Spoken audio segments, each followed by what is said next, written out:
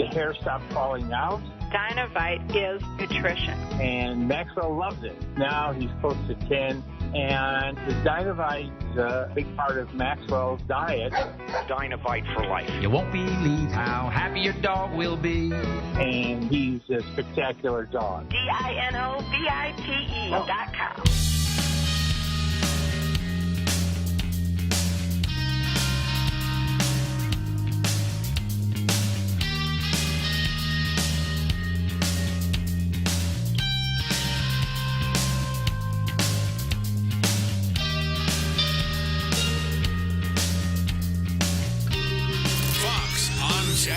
You want some more advertising on your computer? You might be getting some.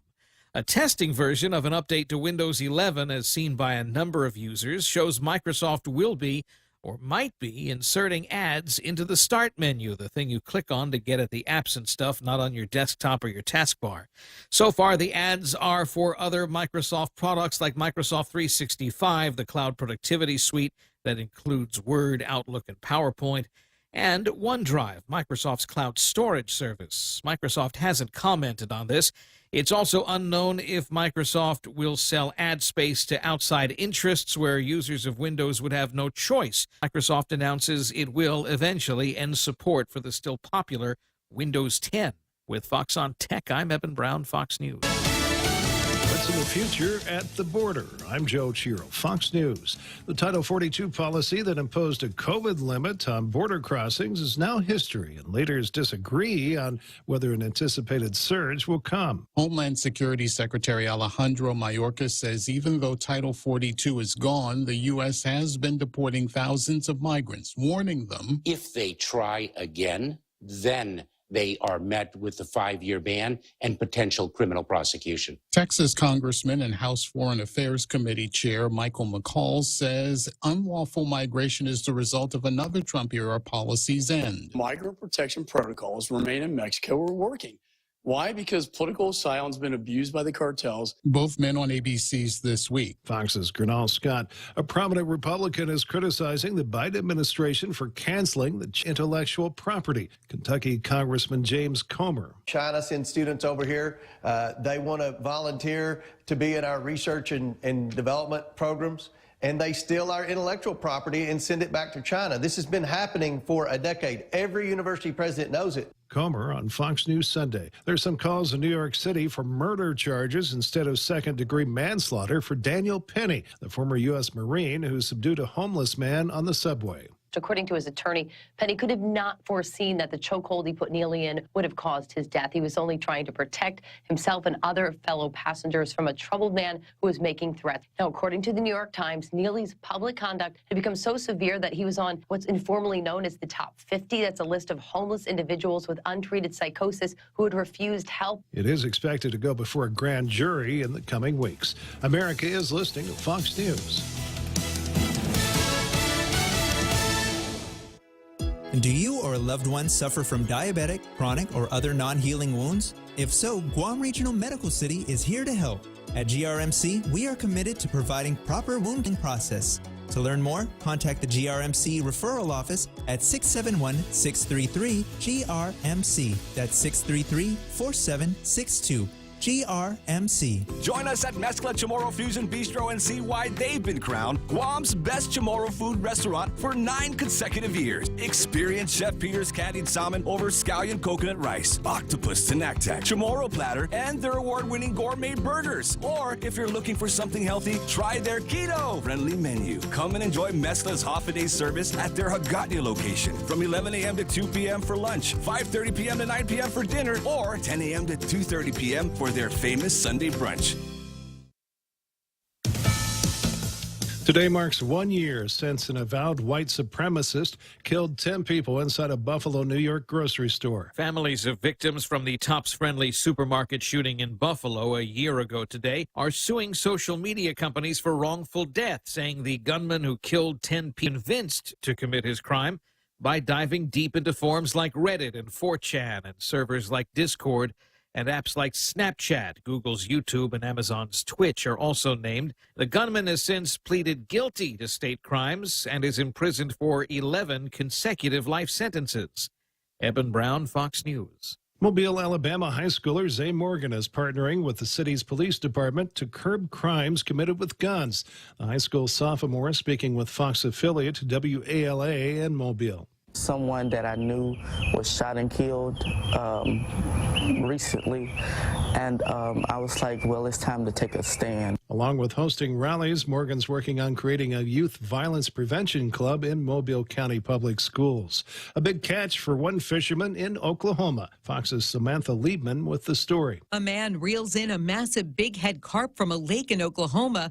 According to Fox 25 in Oklahoma City, the fish weighed in at 118 pounds and 3 ounces, a new state record. But this is no prize fish. Anglers in the state are encouraged to reel in the carp in Grand Lake because they are actually an invasive species. State wildlife officials say they consume large amounts of zooplankton and aquatic insects and their larvae, but they also compete with native species like paddlefish and bigmouth buffalo.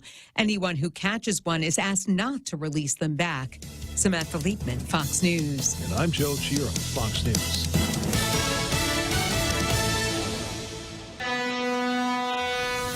Day, this is Josh here at APL. Our expertise and extensive network can help you grow your business and reach out to more global markets.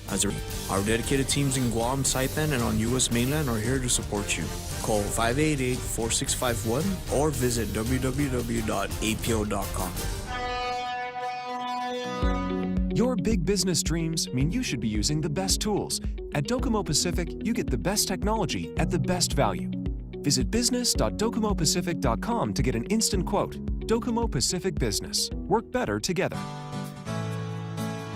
With decades experience in Guam and the region, Take Care members have access to the largest offering of free fitness classes and health education programs.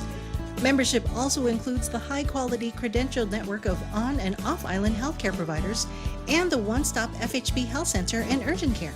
Ask for Take Care. Call 671-647-3526. Go to takecareasia.com for more information. Take Care. Our island, your health plan. Half a day and good morning, Guam at 6:06 on Monday, May 15. I'm Donna DeJesus with a look at your local news on The Point. 46-year-old Sean Camacho Damian, who was accused in a deadly crash in Barragata that claimed the life of a cyclist, is a free man. The case was dismissed without prejudice on Friday by Magistrate Judge Benjamin Sison due to prosecutors not having enough evidence. The crash occurred in February on Route 16 near the Barragata post office. Investigators say Damian was behind the wheel when he hit Jeffrey Ignacio, who was riding his bike that evening, and died from his injuries more than 2 weeks later. Damian was arrested 3 months after the crash and was charged with vehicular homicide. Prosecutors can refile the charges against Damian.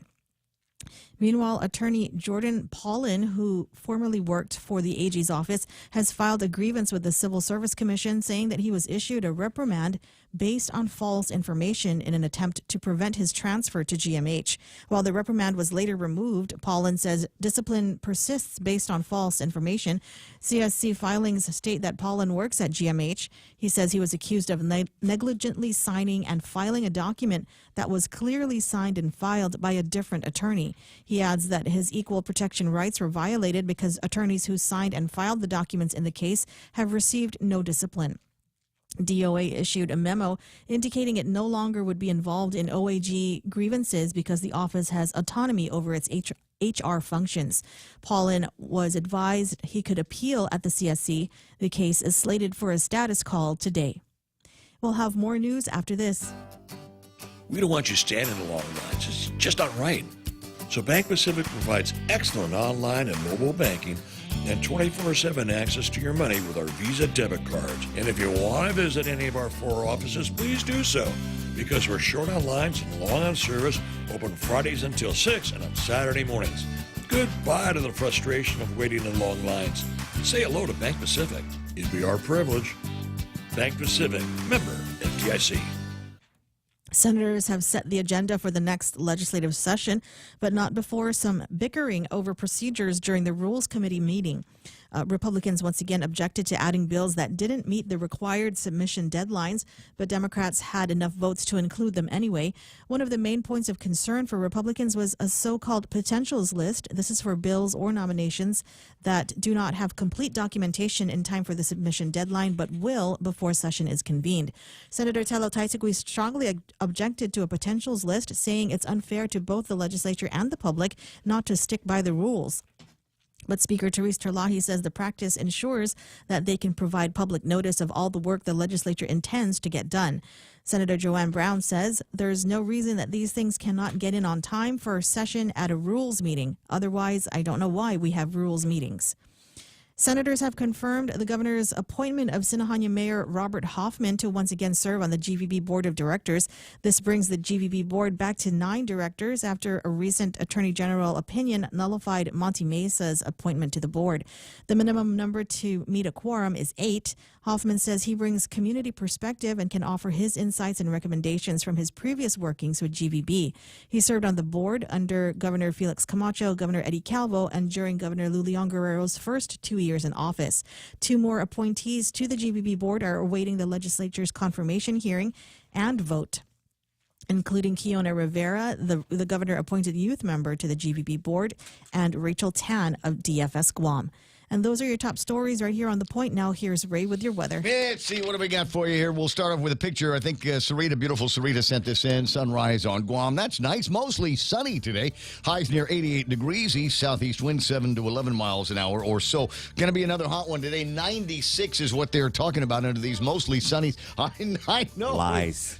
That's hot. They're playing it down, man. If you got to be hot at the beach here. Isolated showers are in the forecast for tonight. Maybe cool things down. Partly cloudy, and overnight low should be about 78 degrees. Mostly sunny again tomorrow. Highs feel like 96 tomorrow as well, but it'll actually be just in the upper 80s. Partly cloudy tomorrow night and mostly sunny again on Wednesday. Brace for the heat. Sunrise this morning was at 5:55. Sunset tonight at 6:40 or so. There it is. Hashtag tell the others.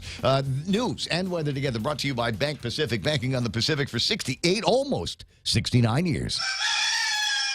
What's for breakfast at KFC under $3.95, you ask? What's for breakfast at KFC that's different than the other guys, you ask? KFC's chicken wrap, sausage wrap, the Colonel's chicken congee, chicken fried steak, sausage biscuit and gravy, and biscuit sandwiches made with KFC's original fluffy biscuits. All for under $3.95 and all only at KFC. Plus, with waffles and the Colonel's chicken fried rice, we've got something for everyone. So visit KFC for breakfast today. It's finger-licking good.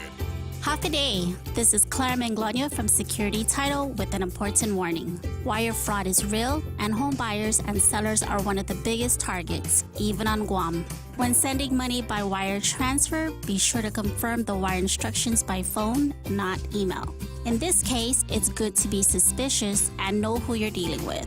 Let the professionals at Security Title work with you to minimize loss due to wire fraud.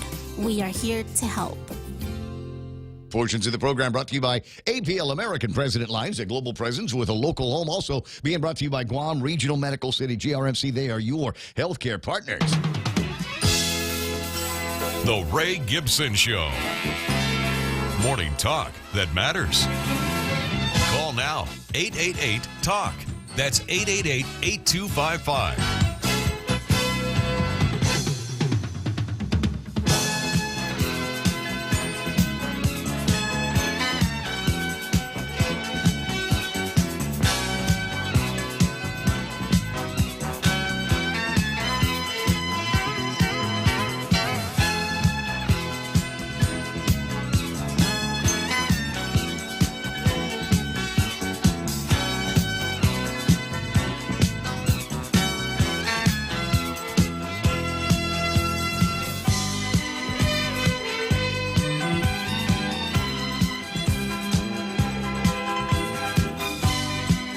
Turn on the microphone. Hello. Check. check. 1, 2, 3, 3, 2, 1, go. Welcome to the broadcast. Excuse the mess. It is the Ray Gibson Show on 93.3. The Point. My name is Ray. Thrilled as usual to be here with you as we start a whole new week. But first of all, happy belated Mother's Day to everybody in this time zone, in this region here on Guam. Happy belated Mother's Day if you were listening to the broadcast in the United States mainland. Well, happy Mother's Day to you. It's Mother's Day in the States. Happy Mother's Day. Yeah. What is that, Mountain Zone or? It's Pacific Mountain Central. I never got that, man. You know, there's an app for that now. I always used to feel like I was somewhat inadequate because I had an inability to convert time zones, and then it just get worse, like daylight savings time or spring forward, fall back, and I just get all confused. So there's an app for something like that. I just know that today it is the 15th on Guam, but still the 14th on the mainland. So happy belated Mother's Day to everybody here on Guam, and happy Mother's Day to everybody listening in the stateside. 6:14 in the morning. We'll start with Donna D because Donna is the mother in the program. How did Mother's Day work out for you? Was it good? Did you get the car washed? Did she wash the car, kid? Did it fix breakfast for you? Just an ordinary day. Just another. But extra hot. It stays like super hot all through the night. Yeah. It's because it's summer on Guam already. It's disgusting. We've got the termites out there, and those get I haven't seen The those. AC's icing up. The what? The AC's icing up. What is that about? It's Well, hot. it's just this is the time where we need to start thinking about who our favorite people are, and moms, certainly come in number 1 or 2, but it's the aircon kuya that is the guy, the guy that's the most in demand over at like places like the Guam International Airport. Might be a couple other places where you walked in and go, well, it is kind of sweltery in here. Does that have to do with the ambient outdoor temperature, or is there literally something wrong with the air conditioner that needs fixing? Some kind of what we used to call back in the old Guam cable TV days, hammer modulation. Anyway, so I'm glad Donna D's here in the studio. Hope that even though it was a regular kind of ordinary day for you, you still had a couple of those special mom moments. Real Joe's out there. How about you, Real Joe? Was it a great Mother's Day? Yeah, we had brunch. You did? Yeah. I blew off brunch. We had brunch with Patrick Palomo. Oh, wow. Yeah. Wow, that's awesome. nice. Good I music think in that was the back. best part of it. Was there any a fashion show or anything like mom No, fashion show? there was not. And did mom pick up the tab? How did you know? Dude, they pull this ninja stuff. Because we're the the moms. same. We're the same, me and you. We just kind of sit But around. we still make the attempt, right? We just kind of when the kuya walks around, he's got that little folder where the credit card goes, and just kind of Thanks, Mom. Yeah. Oh, my arm. Ow. Oh, terrible. Itai. My wallet, I left it at home. Oh no, that happened again. Golly. Yeah, we're the same. Anyway, welcome to the program. Excuse the mess. Ray Gibson over here. Real Joe gets the phone when you call at 888-8255-888-TALK. Did you test it this morning and make sure that works? Yeah, I tried it. You tried it? It worked for me. Did the light go on and Yeah, everything? I pay, Okay. you know what? I pay my provider, and my phone works. There you go. Everyone else, I don't know. Hopefully we won't have any of the same issues that we've had last week. I'd like to make this the issue-free week of the program as we make our way into the end of. Do you realize? I mean, it's closing in on. It's already the middle of May. It's the 15th of May, and the month is already over. All of the things, it's so weird because I spent the last 6 months or so trying to sort out in my head, my birthday and Mayumi's graduation and baccalaureate and all those big event things and now it's over. They're done. What's now what? What's yeah, next? exactly. That's exactly what I spent most of the weekend just pondering what I'm going to do with my life next. I mean, the next big deal is going to be the trip to get my medical in the Philippines. I'm really, really looking forward to that. And not crazy about what I might have to hear from the doctors. You get to be a certain age, and when you're kids, you got like ache and pain or whatever, it just goes away after a couple of days. And now it's so kidney stones. What is that? This is like the 70th day that I've had that weird kind of just niggling whatever. It doesn't hurt. It's just there.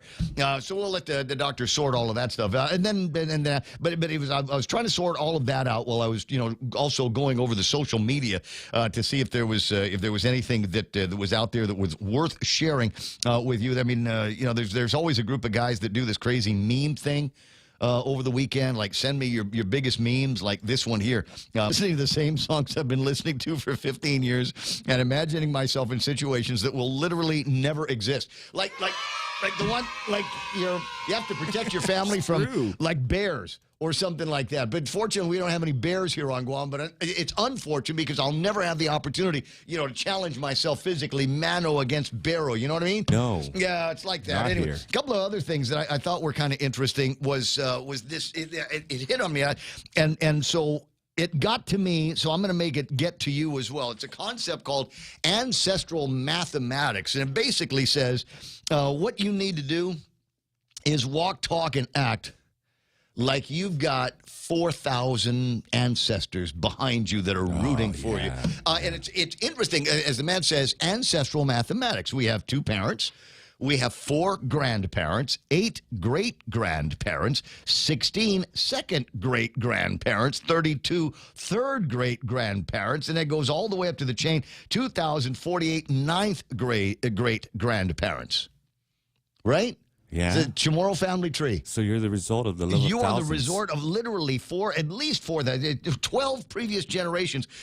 You are the end result of 4,094 ancestors. But most people don't know 4,000 people. And it says, think for a moment. Now, how many struggles, how many battles, how many difficulties, how much sadness, how much happiness, how many love stories, how many expressions of hope for the future did your ancestors have to undergo for you to exist in this present moment? And there was a guy that put some art to it, and I'll put the art up on the screen, and it shows you where you are and how far along you are, and then where you're going to be eventually getting to, and your part in a branch that will include 4,093 other people. Wow. As we continue, I suppose, to make babies around here. So did your brain just explode a little bit? A little bit. Okay, that's good. Well, let's see if there's other brain-exploding things going on. You're taking a look at the headlines in the newspapers and all of that stuff that is holding over the last couple of days. Now, I tried to take out what I thought would be the most interesting things, the things that we will use to charge the week with as the program commences. But we do not commences the programs until we get around to these people, each of whom have 4,094 members of the generations, the 12 preceding generations in front of them. And then the ultimate question is, of those 4,094 people in your life, 4,094 ancestors in my life, how many of them are related? Ponder that. Play the song. Sometimes you want to go where everybody knows your name. Glad you came. You want to be where you can see our troubles are all the same. You want to be where everybody knows your name. You want to go where people know people are all the same. You want to go where everybody knows your name. And it's true. Yep, everybody knew your name. What, Tsubaki over at the Deuce-It yesterday, or maybe. And I know how many people did this. How many of you had your Mother's Day over at Carabao? Oh, yeah. Right? Yeah? Yeah, there you go. Another beer well, for Mom. Carabao's kind of like it's a guy beer place. People bring, you bring your wives and your girlfriends and stuff like that. But, it's not like, hey, hon, what do you want to do for Mother's Day? I heard they've got a new beer over at Carabao, sweetie. Let's go try that. It's just kind of, yeah. That's how you know. That's how you know she loves you. You make moms sound so boring. Well, how many moms you still ended up going someplace where he wanted to go, and you ended up chasing the kids and getting them ready, whatever. As Donna says, just like a regular, normal day. Anyway, welcome to the program. We say hoffa day to, let me see, Pam Duvall, the hot sis of the program, who is back in town now. Good to see you. And yeah. I saw a picture of her and everybody coming in and the States. The homecoming? Yeah. Everybody's the mama hen is happy. It looks like the brood's all together. Big man Rico Blancaflor online. Need that daily point fix. Well, you're getting it, big buddy. I got Henry McLutnia there. B-man Dennis Larson. And B-man Dennis Larson, he's coming in this week, right? Buzzman Wednesday. We'll be talking about the big B-Day get-together that's going to be taking place place over at Pirates Cove this coming Saturday. Keena McCausland, Bootsy, and empanadas for my Mother's Day lunch. That's a big deal considering she's in the States, where I don't know that there might be I don't know if the 7-Elevens there, the 76 Circle K's sell Bootsy and empanadas. That, man. Absolutely. Gerald Young is online. Bandits there, post-canteen, VFW guy, saying half a day before he gets around to saying whether or not we got a winner in the grand prize drawing, the Queen of Hearts drawing Friday night over at the place. Eric Chong, strong like Eric Chong, is there. Sarita Garin, Lonnie Salas is hanging out. Oh, there it is. There's the note from VFW. No jackpot winner on Friday. Queen of Hearts jackpot now $1,620. Next drawing for that is going to be Friday, 7 p.m. at the VFW in Zegotown. Dale Audette is back. Says, yeah, it's great to be back home. She came home as well, but she got some workouts in. Over there while she was in the Philippines. Yeah, burned some calories. There was, she's going to chow too, man. There was, right? Yeah, out there. Boodle fights. But apparently there was a great sports bra opportunity there. You'll have to follow her on the social medias if you want to find out what I'm talking about. Ismail says, border agents arrest Afghan national on FBI's watch list who crossed into the U.S. with that migrant surge. Things that make you go, why are we opening the borders? What an absolute travesty that is. I don't know if you guys, how much you were paying attention to watching some of the stories. There was a point where, I was wishing I could figure out how to different angles that people were complaining about with the social medias. Hold on, I'm looking to see if I've got any pictures. It's not a picture so much as a screen cap. Chief Raul Ortiz with the Border Patrol says in the last 7 days, 3 Border Patrol agents have been 15,780 or so gotaways. That is, people just sneaking through. Kind of a estimated number they've got there. They've seized $83,557.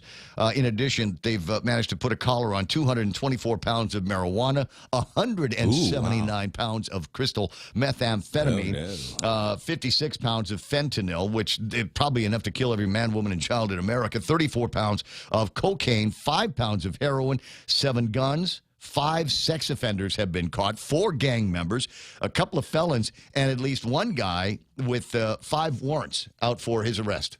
This is just all good people, Ray. Yes, just caught up in the mist, trying to make a better life for themselves and their families. And you're hearing stories about how the Biden administration is actually sending more buses and telling the border agents, don't go here, go over there. And then when they go over there, then they let a whole bunch of other people sneak in and bus them to other parts of the country. It's just weird what is going on down there. Is it all just incompetence, or is there a greater plan afoot down there? Let me see. Thanks, guys. We're sure loving our humidity, even though it's hot. We got beaches. Brad Wood is online. Morning, Wood. Lynn and Vince Borja Polino, EOD Kaboom. It's a whale of a tale, Ray. We lose statues and are erecting new ones in the Capitol. Wow. EOD Kaboom, you're absolutely right. The front page story on one of the Guam Daily Posts, fix this inequity. Delegate proffers statues in Congress. And let me see, Cousin Troy ripped him a new one in at least one of the editorials. It's okay, Jimmy. You and Luli Ungura got ripped in the same editorial on Candid. I'll take a look at that a little bit later on. I love this. Sarita says, almost Friday. Is watching, Sweet. Waiting. Mike Grace Bloss is watching, waiting, commiserating. She left me roses by the stars. Flowers let me know she cares. Real Joe, what song is that? That's what I thought. Ed Massey's he's out there. Tim Zedeker's online. Ismail says Marine veteran Daniel Penny's crowdfunding defense account grows over $1.5 million in less than 3 days. Thanks for watching. It appears the people have spoken. Absolutely. The idea that this guy that was there's video of him floating around just prior to the neck choke or the neck hold, where he was threatening to hurt people, threatening he was going to want to kill somebody and going to take a bullet today or go to jail or something like that. Just a sad story all around, but making it sadder because somebody that actually stepped forward to try to protect himself and others is now being held on this manslaughter charge. Joe Cruz says Ray Gibson Show filmed before a live Facebook, YouTube, and Rumble audience. Mike LaGuentia Jr. checking in from Anderson Air Force Base. Jason, Military Auto Source. I got, let me see, rules. R for breaking. Greg Baz Knight saying good morning to everybody. Magandang umaga po. Right back at you. Valerie S.A. Untalan and Anna Marie. Patty Santiago. Let me see, Auntie Bennett, Lujan Duenas. Ismael, remember when they changed the actress who played Becky and Roseanne after 6 seasons, or when Jack Noah replaced a South American dictator and Moon over Parador? It's a coup. It is. I see it. James Bondo is there. Cousin Troy online already. Good morning, Cholo. The candid voices are with us. Let me see. James Coleman just bought some new bear spray heading to the Grand Tetons and Yellowstone. You know that? Can I just say what kind of a it is a moment where you just kind of realize that you've got to keep your eyes open. I remember when we went on an Alaskan cruise, and we took one of these stops to go look at a glacier. Okay. And I was like, okay, the glacier's over there, and there's a trail over here, and there's a path. And really important that you try to stay on the trail and the path. And I said, why? And they said, well, because there's bears here. Yeah. And they generally don't stray too close to the And trail. they're hungry. But if you go off the trail, just a couple of things for you to remember. And I said, what's that? And they said, you don't have to outrun the bear. You just have to outrun your family. And I thought, well, there's might be a couple of good lessons in there. And it's one of those times where I'm thinking, is there anybody around here with a gun? That way, if the bear does charge me, might be able to put a bullet in it and otherwise dispatch it. But like I said, it's a thing. You just want to be able to protect yourself against bears. Jesse and Nanette Aurelio Pareda is there. Michelle Conception, Steve and Liz Amaguian. I got let me see, Sam Mabini Young. Monday with Ray and the Point. Good from Mel and Sam. Good to have you online. Bistra Rusinova Mendiola is hanging out. I got Ed Massey, Alex Afflugui, Heather Perez, Bertha Maza Cruz, Matt Galendez saying good morning. It's good to have everybody online that's doing that thing with us. The YouTube side, Brendan Fausto's awake on over there. Kitsuzu in Japan says $1 will get you 132 yen at the DOD Community Bank. 59 degrees in Yokosuka, so starting to warm up a little bit there. Let me see. Moore starts second trial for 2020 shooting. Attorney General Doug Moreland. The people of Guam voted for you. Now do your job. Let me see. We got... can't make out that particular handle. Elvis Kanata online being the, what is it? There's a name for it. Oh, yeah, the moderator of that one. MP Ogo is hanging out on the Rumble side. So is big man Rico B. Let me see. I'm there. Elvis and Lupang watching the thing as well. Oh, you got a nice little twirling rumble emoji there. How do they do that? I don't know, but if you stare at it long enough, it changes directions. I'm hypnotized, man. I know. Now I cannot unlook at it. Anyway, bottom of the hour, lots to get through. Like, share, whatever on whatever it is that you're watching on. We got the growing number of followers on the Rumble site, growing number of followers on the YouTube side and Facebook as well. Add to the fold, make the familia bigger. Like and share on whatever it is that you're watching on. Even if you're watching on the point.gu, all streams are online and working. And it looks like we've got a Monday ahead of us, guys.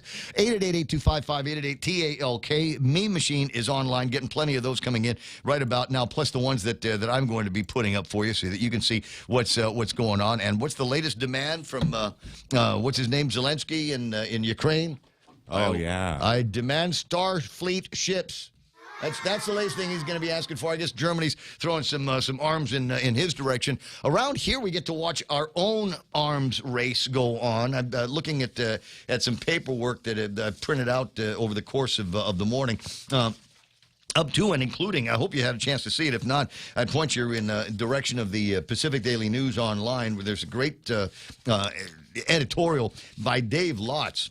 And he starts off with, this is the part I don't really agree with. For those who lobbied for and embraced the military buildup, yeah, that's me, I'm reminded of the proverb based on the book in the Bible, Matthew 26-5-2. Real Joe, you remember which one that is? I remember that one, man. Live by the sword, die by the sword. In reality, the buildup supporters were just seeking the money that has descended on our island with much quickly flowing away, including uncollected taxes, leaving us about the same or even poorer than we were before, and more at risk of becoming casualties in a war between the United States and China over Taiwan.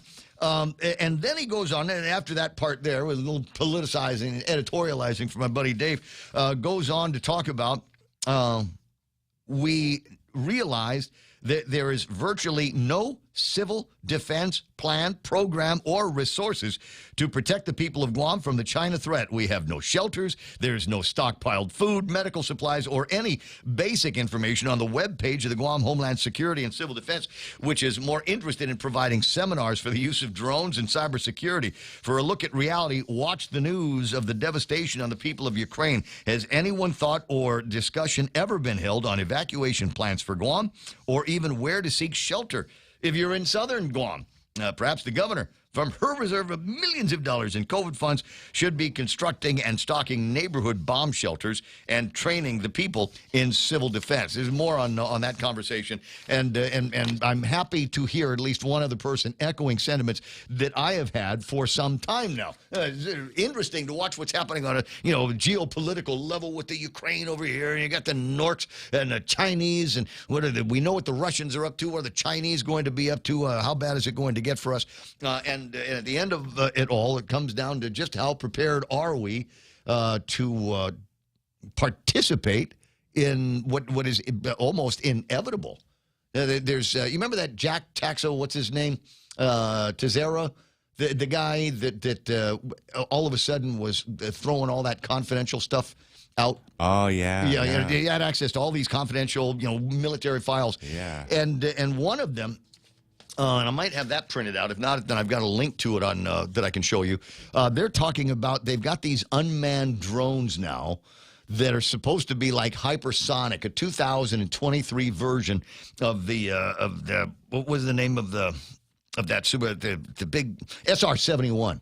Supposed to be an updated pilotless SR-71, right? And I'm going, that's great. Is it one of ours? And the answer is no, it's not. It's the Chinese have been flying that thing around South Korea. Some. Well, I don't think they're going to sell us any of their secret weapons, and we didn't know about it until that Tezera guy started leaking the information. Anyway, more on that a little bit later on, but I'm with Dave Lutz on this. Somebody needs to get to Homeland Security, Civil Defense. Frank Blas Jr. and I had a conversation about this a while ago. He said that he was disappointed with the response that he was getting with regard to what are we going to do on the civilian side of the fence when the bright flash comes. It's 6:35 in the Ray Gibson Show. More about that and whatever it is that you want to talk about. You got the telephone numbers, you got the meme machines, and I think now all we got to do is find out what's on Donna's mind, what the big stories are today. So let's get to it. 6:35, time for headlines with Donna D. Donna, what happened? Royal Navy sailor Ashley Mansell, who was involved in a serious fight in Tumon, will be going to trial, but virtually. Mansell waived having to return to the island to face trial inside the courtroom. He was accused of groping a woman at a Tumon nightclub in August of 2021. He also triggered a fight where he and co-defendant Malik Fraser punched a man in the jaw. Trial begins on May 26. And an elderly woman who was struck by a car in Manilao Friday night has died. She was identified as Mali Estrelado and was pronounced dead by a GRMC attending physician on Saturday. Investigators say Estrelado was walking across the intersection when she was hit by a sedan. No additional information has been released about the driver of the car involved in the crash. And heroes have been recognized for saving an 8-year-old boy from nearly drowning at Ipoh Beach last Saturday. Michael Laguatnia and his co-worker were there for a work event when they noticed a teenage boy pulling the child out of the water. Laguatnia, his co-worker, and a lifeguard performed CPR for several minutes until medics arrived. The child had been on life support for days and is now awake and recovering. And those are your local headlines on The Point. Now back to Ray. All right, get around to doing some of that stuff. I'll get that link up from News Rebeat so you can see the latest and greatest in the Chinese arsenal. What else do we have here? 6:36. Oh, are we going to send? Are we starting the process of sending in our Mother's Day pictures? Good job, B-Man Dennis Larson, and a picture of Viv on Mother's Day. Thanks very much. I'll leave that up there while the commercials play. Since 1997, Island Eye Institute has been committed to your family's eye care needs. From its beginnings, Island Eye Institute has recognized the value in incorporating state-of-the-art technology into personalized care and a commitment to excellence. As Guam's complete eye center, our specialists offer their expertise in glaucoma, retina, cornea, LASIK, cataract, and diabetic eye disease. Island Eye accepts Select Care, Net Care, Take Care, and Stay Well. Call us at 637-2020 to schedule your appointment today. We're located on the second floor of the Baltesh Pavilion in Tamuning. Family Finance has been serving the people of Guam since 1959, and they will continue to be there for you in the years to come. Whether you're looking to get a personal loan for that summer vacation or paying off those long overdue bills, Family Finance has got you covered. Apply for a personal loan from $1,000 up to $4,100 by calling Family Finance in Hagåtña at 671-475-4545, Upper Tumon 671-647-5626, or in Dededo 671-633-4473. Did you know that our liver serves over 500 functions for our body? A healthy liver provides a wide range of health benefits. TMC's Center for Liver Health and Transplantation prides itself in providing world-class diagnostic and therapeutic services to patients with liver diseases such as liver cancer, cirrhosis, and viral hepatitis. The TMC Liver Center is known for the high success rate of their liver transplant program, capable of both pediatric and adult, deceased, and living donor liver transplantation. For more information, contact the TMC referral office at 988-8627. The Medical City, your partner in health and in sickness. Yay! All right, well, let's take a look at what's happening on the roadways. Let me just spy on traffic here this morning with my unpaid drones. Actually, I think it's just Google Maps. See what's going on out there. Not a whole lot of traffic at the north end. Maybe some minor traffic leading up to Anderson Air Force Base in the Zigo Gymnasium area. Otherwise, southbound Marine Corps Drive running fairly clear. A little bit of traffic slowing things down on Waiseng Song. You might also see a bunch of traffic over at the Ukadu side here as these kids get ready for the last days of school. Otherwise, southbound Marine Corps Drive all the way through the downtown Tamuning and Upper Tumon areas running fairly clear right now. 8, 10, and 16 clear. 4 and 10 running fairly clear as well. In fact, most of Route 8 and Route 4 is clean going in. No, it's not a whole lot of traffic on Route 10 either to speak of. Southbound Marine Corps Drive all the way to Big Navy is wide open. In fact, take a look at this. This is a rarity. You don't see this very often. But the main gate over at Big Navy in Sumai coming out of Agate and then making your way in. Very, very light traffic. Good job. 20 away from 7 o'clock in the morning. It's right now traffic. This is The Point. Save over $1,300 a year when you bundle your business mobile, internet, and phone at Docomo Pacific. Some conditions apply. Visit business.docomopacific.com to get an instant quote. Docomo Pacific Business. Work better together.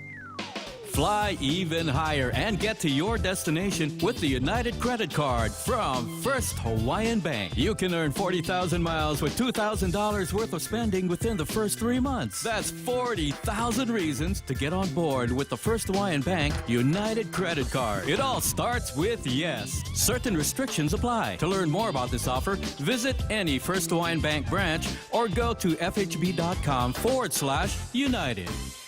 Can do. Portions of the program brought to you by the guys over at NissanGuam.com and the World Wide Web. Mom not happy with what you got her for Mother's Day? Maybe she was looking for. Was she longingly looking and over the garage or the driveway, going, oh, still no new car today, huh? Maybe tomorrow.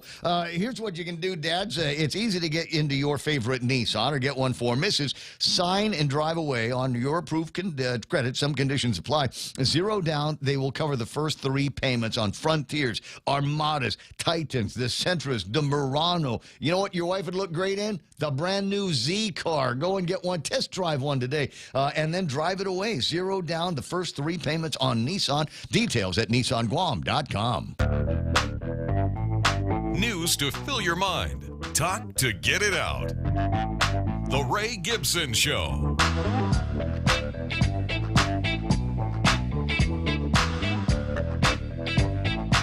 Studio time 6:41. Boy, as we say, what's going on in your life? You have a good weekend? Did you run? And I'm trying to get them to change the name of it. The race judicata was Saturday morning over. Did you win? I did not win. Ah. I did not win. You didn't get arrested. No, I was also not arrested. I'm trying to get them to change the name. Good man. I want them to change it the Ray Gibson birthday race because it's always right around my birthday when they have the thing.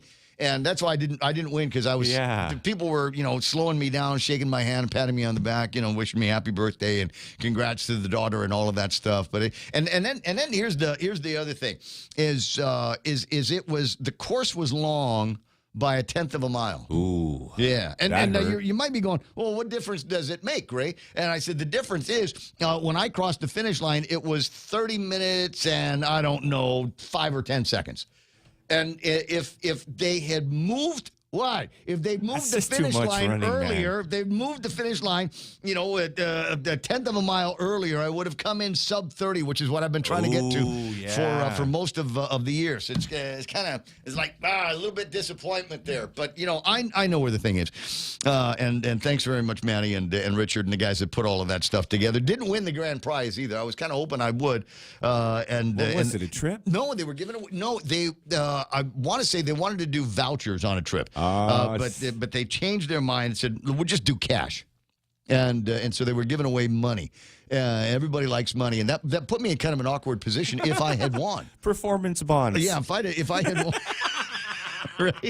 If I'd won, would I have let them re-raffle it as I did last time? Because, $500 cash, not the same as a weed whacker that I didn't need. You know what I mean? Anyway, but thanks very much for having the race. It was a good time, and it was nice to see all kinds of friends and folks in the running community that are getting used to seeing each other a lot more these days. Got another big race going to be coming up. We'll tell you about this. This weekend is the 13.8 half marathon-ish. Starts in Anderson Air Force Base. You work your way all the way down to just behind Jamaican Grill in Agana.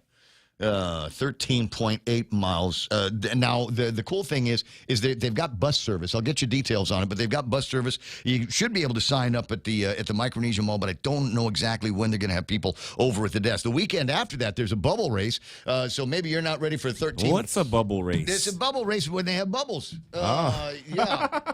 I ran this one last year as well, and the way it works is you run, and then there's a bubbly thing at the end of it, and everybody says, oh, the kids are going to love it. You know who loves it more than the kids? Grown-ups. Yeah. So imagine, if you will, Sarita and all of her hot, sweaty friends chasing bubbles and doing selfies on the inside of it. Just absolutely crazy fun. 6:44, as I said, in the morning, I'll get you details on all of that as we make our way through. All right, items on the table of contents, besides the doom and gloom Armageddon ones that we got to get around to talking about here. Front page of today's Guam Daily Post, there's a picture of Kane Duane. That's my nickname for him, Kane Duane, and he's got a new idea that's not too far off an idea that I've been proposing for a long, long time. This is all this conversation about the minimum wage, and proof positive that we've got at least one businessman at the legislature looking at this issue, going, yeah, you know what? You start talking about changing the minimum wage and taking it up $11, $11.50, $12, $15 an hour. I hear from some proponents of an increase in the minimum wage. And here's the businessman. Here's a guy in business saying, you know what? That'll wreck a whole lot of businesses because what we're going to hire somebody for even 9.25, even the current minimum wage. And we're going to pay them that kind of money. They don't necessarily know how to do anything, especially when we're talking about younger kids. They don't know anything about working for a living. They don't know anything about a work ethic. Might not even know what the nature of the job is. And they're going to be getting top rate. I mean, trying to remember when in your minimum wage life when you were making $15 an hour. How old were you then? And it might be people listening going, wow, $15 an hour, I'd kill for that. But that's what we're going to be giving guys in the starting wages. Well, his idea is trainees will, Guam's minimum wage is 9.25, but the federal minimum wage is 7.25.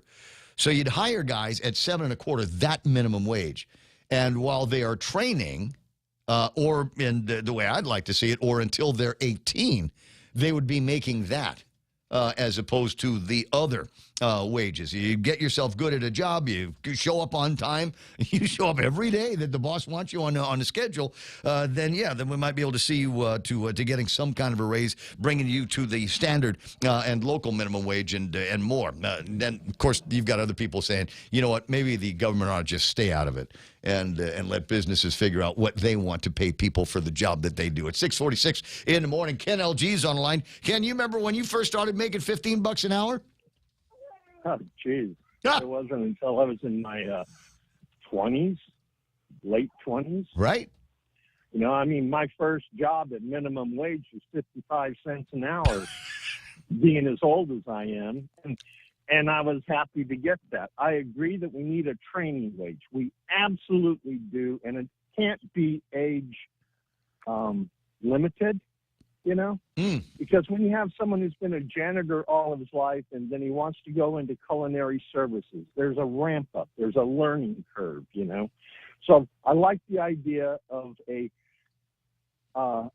training wave. Well, we graduated like we do that. We just have that idiotic graduated driver's license thing, which I would hope that they, maybe this is the right legislature to say, why are we putting the drivers, young drivers, and their parents through so much agony for so long? It is a passion to get driver's license here on Guam, and it used to be a whole lot easier. Why don't we go back to those simpler, easier days and just teach our young drivers and old drivers as well, the rules of the road. The observation I wanted to make here is over the last couple of weeks, we've had a bunch of these little fender benders on the road, and it's funny, because you look at the cars that are involved in these fender benders, and I know a lot of times you're thinking, it's some old guy, maybe he was drunk or something like that, and one of these old Mazzuti mobiles or whatever, and they're not. They're like nice cars driven by regular people that are, I don't know, distracted. Maybe we're sending the wrong people to go through these graduated driver's license courses. But anyway,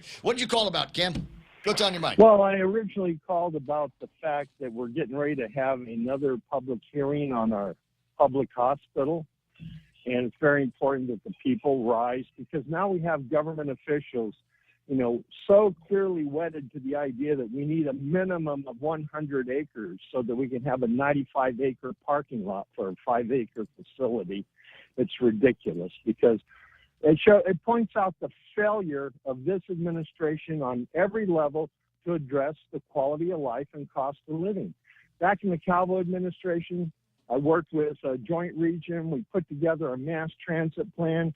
Eileen Yamashita was the head of the task force. We put together a plan that would give Hawaii quality mass transit to Guam for, at that time, $10 million, and Joint Region supported it wholeheartedly to the point they were considering giving us, where Infusion is, down at Navy, and they were going to build another facility at Anderson. And that would have saved the working people of Guam $35 to $40 a day on the cost of commuting to and from work. And now roll that over to the hospital. If we had a really good mass transit system, we wouldn't need a 100-acre parking lot for the employees of the hospital, because you go up to GMH right now. 2/3 of the parking lot is reserved for employees, and they're still parking in Jonestown. Oh, yeah. Ever since. Yeah, so that's why we need to get out there and testify as citizens to bring sanity back. So rather than keep this $280 million sequestered for a hospital that will never be built in our lifetime because of politics, we need to use that money to start fixing the hospital we do have. Amen to that. 10 away from the top of the hour, and an interesting point from the stories in the newspaper where they refer to the get-together on Wednesday over at the legislature, this hearing. The Guam Ancestral Lands Commission is going to be in that hearing talking about alternative sites for the hospital, and they're going to be talking about, where is it, some place out in Radio Barragata, and another spot out at the old pig farm in Adakau. And the question that I have is, why do we keep doing this? Stop messing around, just dithering around with all of these alternative locations. The perfect location, ask anybody with the sense that God gave horses, is where the old hospital was. There's plenty of room there for another big facility out there, and there's plenty of room there for these alternative, clinics and things like the allied and associated other facilities that they want to build. There's plenty of room on that piece of property. If you get creative, if you take advantage of the fact that it ain't the 1940s, we can build more than 1 or 2 stories on a piece of property without the building falling over, and just use those, and maybe even parking garages where we've got access, for the employees, and we got plenty of space there for the doctors and the nurses and the anesthesiologists and the X-ray technicians, and a whole lot of parking available for the people that will want to go and visit friends and family while they're in the hospital. Customers, if you will, of that hospital. I don't understand. It's like GMH was 7 stories. What's that? Remember? And the whole thing is, if we rebuild new GMH where the old GMH used to be, then we can take the transitional GMH, the old Catholic Medical Center, now GMH, and we can turn that into all the ancillary facilities. We got to repurpose the building, put public health in there, save taxpayers $30 million a year that we're paying on rent for buildings for public health, move them in there. And then set aside a wing for the Veterans Clinic. And that way we'll have the Veterans Clinic close to all the related military facilities on the island, like Guam Medical Plaza, Seventh-day Adventist, FHP, 5560 doctors' offices that are right there within a mile radius of the hospital. It's just win-win for everybody except for politically well-connected insiders who want to milk the pork barrel cow. Could be and that could be the answer to all of the questions. Everybody said originally, follow the money, follow the money. Well, it's difficult to follow the money when we're not as transparent as things need to be, and that's why I'm glad that the legislature has now overridden both 12 and 13. So any conversations about the new hospital will be held out in the open and through the laws of the territory with regard to the open government law. 6:53 and change. Ken, I'm going to let you run. You have a fantastic rest of the Monday. I will. All right. Good job. 888-8255-888-TA. Okay, did he adopt a baby? Always in the beginning of the calls, I always hear like a baby sound. Can you ask him about that next time he gets on the thing? He's anyway, babysitting. So the other big story, and like I said, I thought it was interesting the other day. I get this thing from Candid talking about how Luigi and whoever are playing the fiddle while Rome burns, or something along those lines. Let's see if I can get that up on the screen on the Candid website so that you can see what I was giggling about as well. And it looks like Cousin Troy might have ripped both Jimmy Moylan and Governor Lulian Guerrero a new one, if you will, over a couple of stories that are out there. One of them from yesterday's Guam Daily Post, Fix This Inequity. And the delegate, Congressman Jim Moylan, in the House of Representatives, has detected that there are inequities between us and other territories and maybe other states when it comes to laws and administrative policy that comes out of Congress in the United States. And he wants to fix the inequity by putting a statue in Congress. It would be some kind of a prominent Guamanian American or something like that, a symbol of liberty and justice from Guam. And the question is, who is the statue going to be of? Who will, are we going to have some kind of a contest? Who's in, who's out, who's going to be considered for that? But that wasn't the point. The point of it was, oh my God, really? With everything else going on here, we've got Nero and Nera playing their Bellum Bautuzans while Rome is burning. And there's the picture of Lou and Jimmy. Not surprised. I think they got that taken right after the inauguration. What is it? It says here. Yeah. Legend tells that as Rome burned in 64 Anno Domini, the Emperor Nero played a fiddle from his palace. Poverty is growing in the private sector as Governor Lulian Guerrero uses public funds to redecorate Government House with Kathy furnishings in the governor's office with $10,000 doors. And as Congressman Jim Moylan introduced legislation to build a statue 99% of us will never see. You read that right. Today, Mr. Moylan announced his introduction of the Equality in the Halls of Congress Act, which demands the equality of Guam by the erection of a statue in the National Statuary Hall in D.C. Move over, Martin Luther King Jr. Take a different seat on the bus, Rosa Parks. Jim Moylan is here to correct the grave injustice of the missing statue scandal of the 21st century and the important the import of such an endeavor. We asked Mr. Moylan's communications chief, Hannah, how much time, how many resources, who and what are they have and are being expended on this effort. With the finite federal resources available, why should Congress fund this? And from where will this funding be taken? Is there a concern the cost of this statue may be backed out of any of the existing appropriations that we get? In fact, it's a dwindling amount of appropriations. Number one, they're talking about taking back some of that ARP money. This is a real conversation, as Cousin Troy will say. And we know that they ain't going to be helping us out with the COFA money, the Compact to Free Association Impact Funds, to the tune of about $15-16 million that we get on an annual basis. And who knows what else we're going to get shorted. So he doesn't think it'd be a good idea. Now might not be the appropriate time to be talking about putting a statue in Congress, in Washington, D.C. And he's right, unless you get out there, unless you're one of those kids that gets to go off and go visit the United Nations and maybe a side trip up to Washington, D.C., very unlikely that any of us are ever going to see this statue. And again, it's a kind of a curiosity.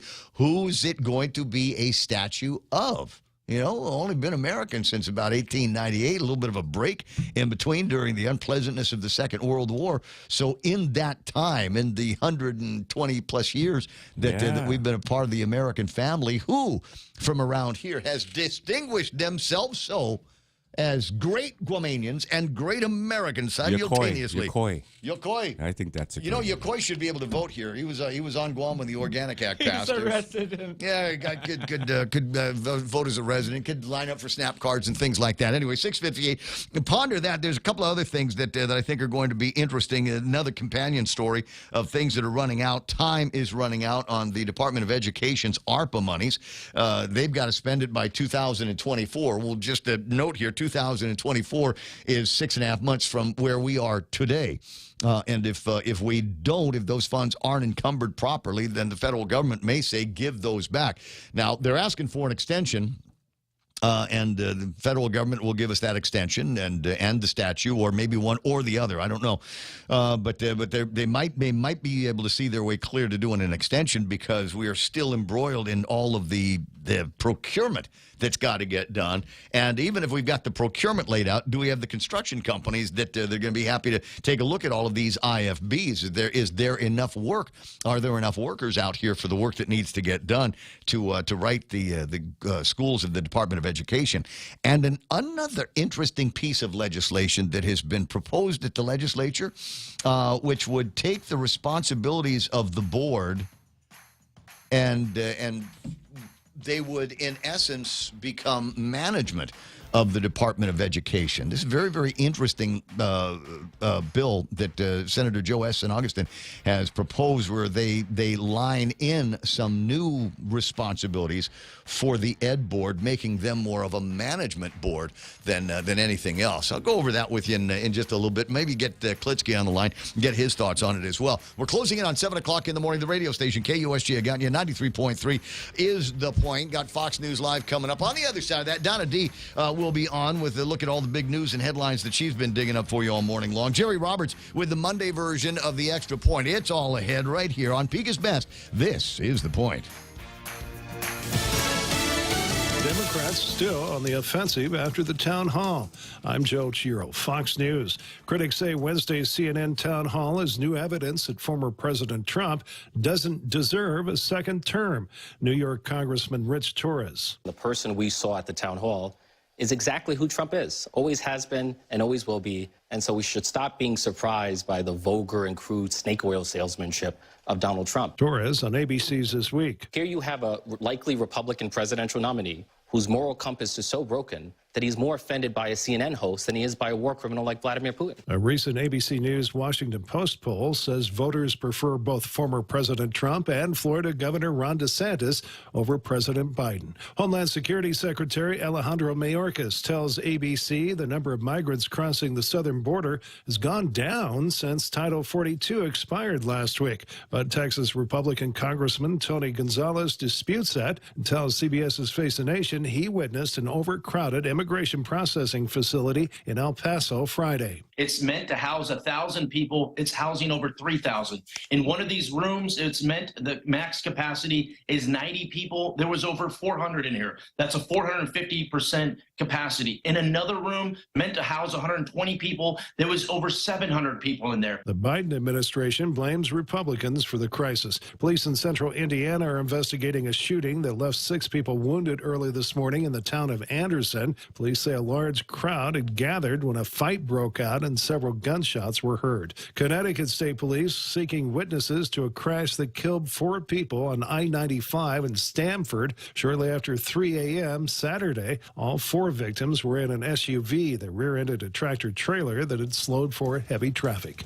America is listening to Fox News. Some Subway's new Subway Series menu is a collection of greatest hits. But my number 7, the Mexicali, is on a whole nother level with the way avocado meets chicken and pepper jack cheese. Outlaw! You tell them, Raiden. That's the number 2, the Outlaw Sandwich. They don't know flavor. It's the greatest cheesesteak hit with juicy steak, pepper jack, and Baja Chipotle sauce. There's a better mean cheese pairing than that. Shanzi, justify my point, please. Meatball, pepperoni, and mozzarella. That's number 6, the Boss Sandwich, because we're the bosses of flavor. We're done here. At Subway, you gotta refresh to be fresh. With decades experience in Guam and the region, Take Care members have access to the largest offering of free fitness classes and health education programs. Membership also includes the high-quality credentialed network of on- and off-island healthcare providers and the one-stop FHB Health Center and urgent care. Ask for Take Care. Call 671-647-3526. Go to takecareasia.com for more information. Take Care. Our island, your health plan. California Governor Gavin Newsom announces a budget deficit in the billions. Critics of Newsom have blamed the state's progressive tax code for the budget strain. It relies on wealthy taxpayers, some who have left, some who have suffered in the stock market. And now the shortfall that Governor Newsom predicted back in January turned out to be an underestimate. He called it a challenge. What's that add up to? Just shy, says 32. We round up 31.5 billion. So we have a $31.5 billion challenge. We are walking into a budget where we need to maintain our prudence, and we need to prepare not just for the short term, but the medium and long term. With that, Newsom's latest budget proposal includes roughly $1 billion in spending reductions. That's on top of $9.6 billion announced in January. Fox's Alexandria Hoff. An Illinois bill approved by the Senate will be considered by the House there this week that would entitle child influencers in the state under the age of 16 a percentage of earnings based on how often they appear on video blogs or online content. Today is Mother's Day, and retailers say we're spending a record amount on mom. It's Mom's Day, and numbers from the National Retail Federation say most of us plan to celebrate the event in a big way. 84% of U.S. adults are expected to celebrate the day, and the Retail Federation's recent survey says total Mother's Day spending is predicted to be almost $36 billion, a record high. That beats last year's $31.7 billion, also a record. The survey also says consumers plan to spend more than $270 per person, the highest in the history of the survey. Flowers and greeting cards are the most popular, with 74% each, while outings like dinner or brunch are at 60%. Jewelry, other outings, and electronics are also favorites. Tanya J. Powers, Fox News. And I'm Joe Chiro, Fox News.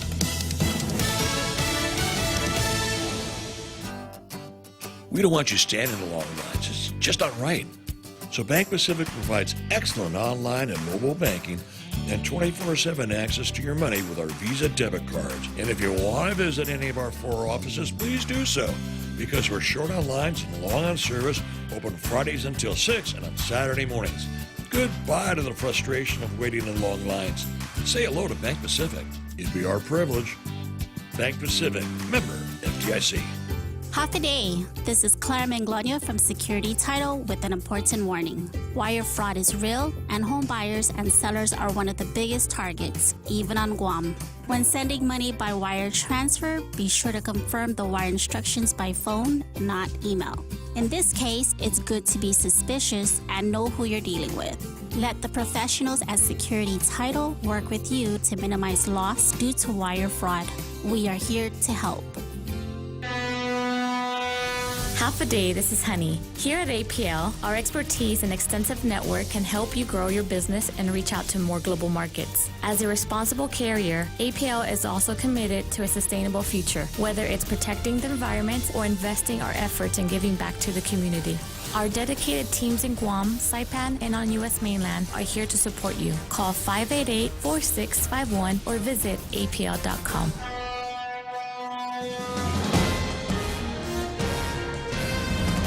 Half a day at 7:06. I'm Donna DeJesus. Here's a look at your local news on The Point. Nicholas Moore will be starting his second trial for the 2020 drive-by shooting in Agana Heights. Jury selection begins today, 4 months after the first trial was declared a mistrial in Superior Court due to the lengthy delays. Moore will face charges of aggravated assault, terrorizing, and illegally possessing a weapon. The victim was taken to Naval Hospital with a gunshot wound and initially identified Moore as the shooter, but said he wasn't sure. He told police that he believes another man was the intended target in the shooting because that man had stolen money from Moore. Moore remains confined at DOC. And retired cop and former FBI task force officer John Boom Mantanotnya is set to appear in district court tomorrow afternoon before Magistrate Judge Michael Berdalio to find out what happens next with his case. Mantanotnya faces charges of obstructing justice by endeavoring to influence a juror and conspiracy to distribute meth. His case involves an FBI financial and drug trafficking investigation. Unsealed warrants named 2 GPD captains for their alleged roles in tipping off Mantanotnya about active drug investigations.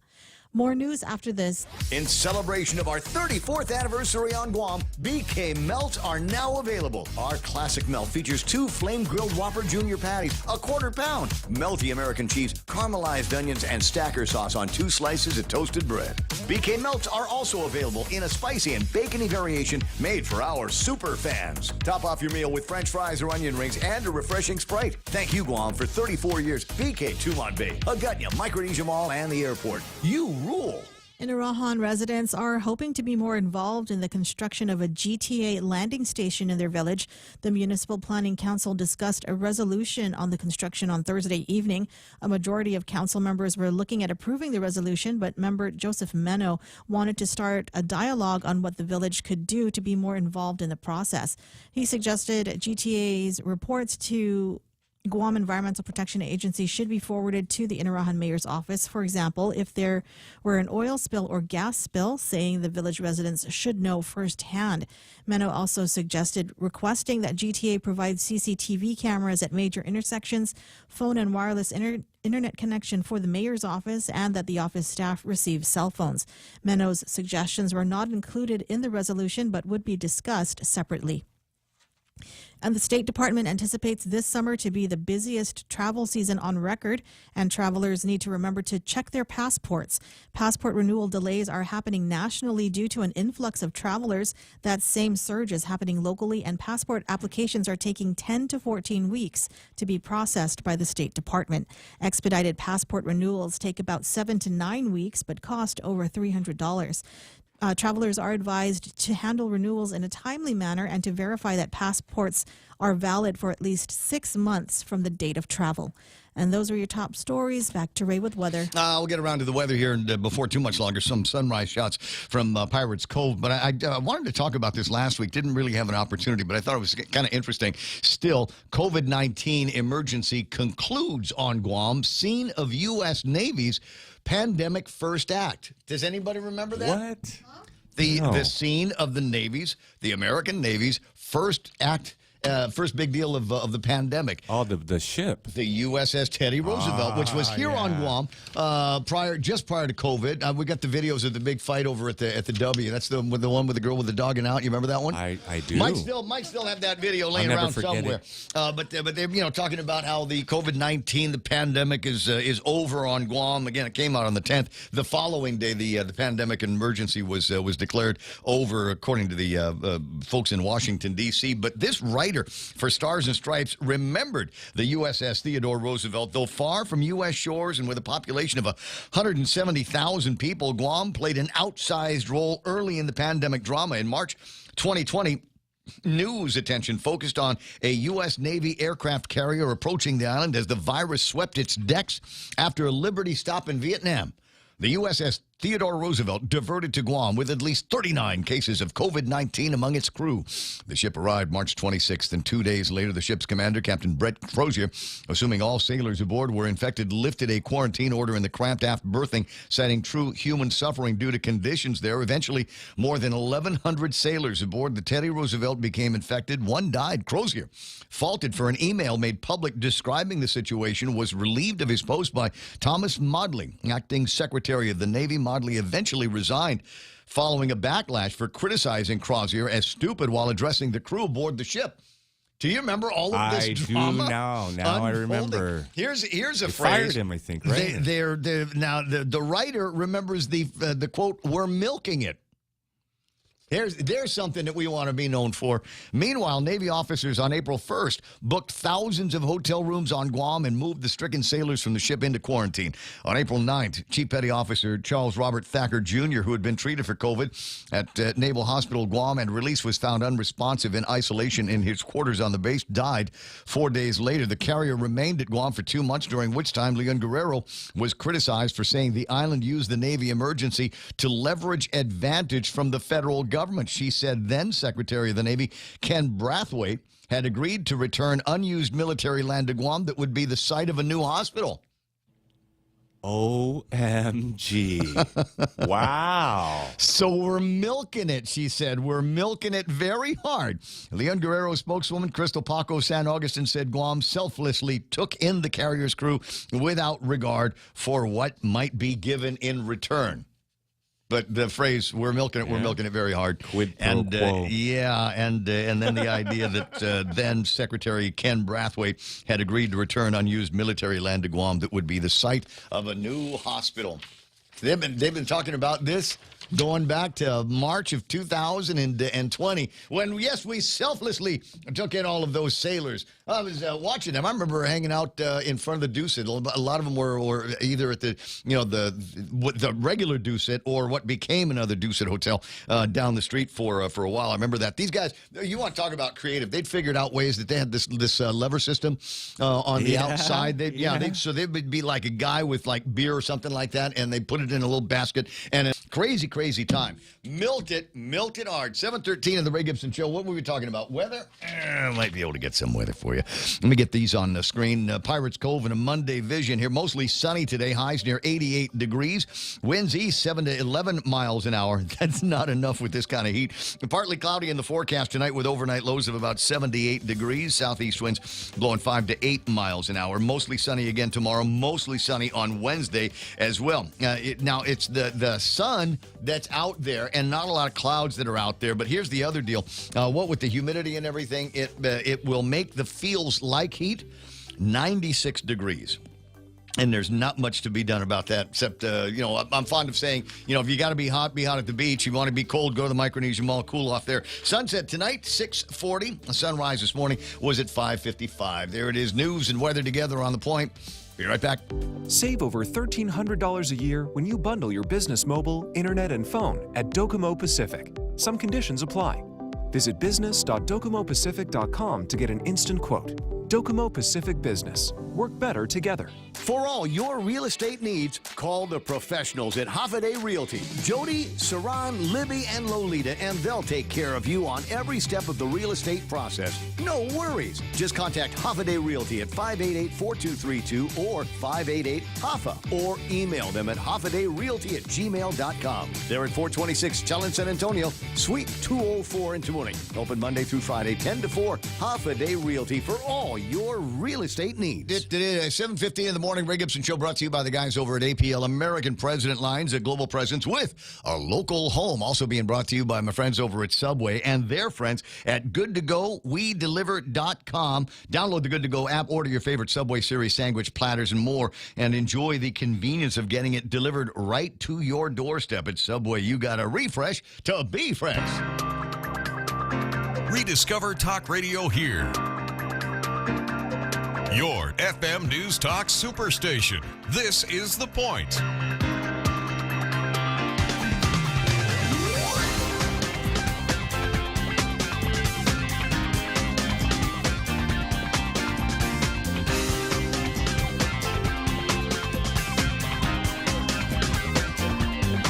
Couple of stories that I might bring to you a little bit later on. I guess MTV News is going away. I don't know. Is there still an MTV?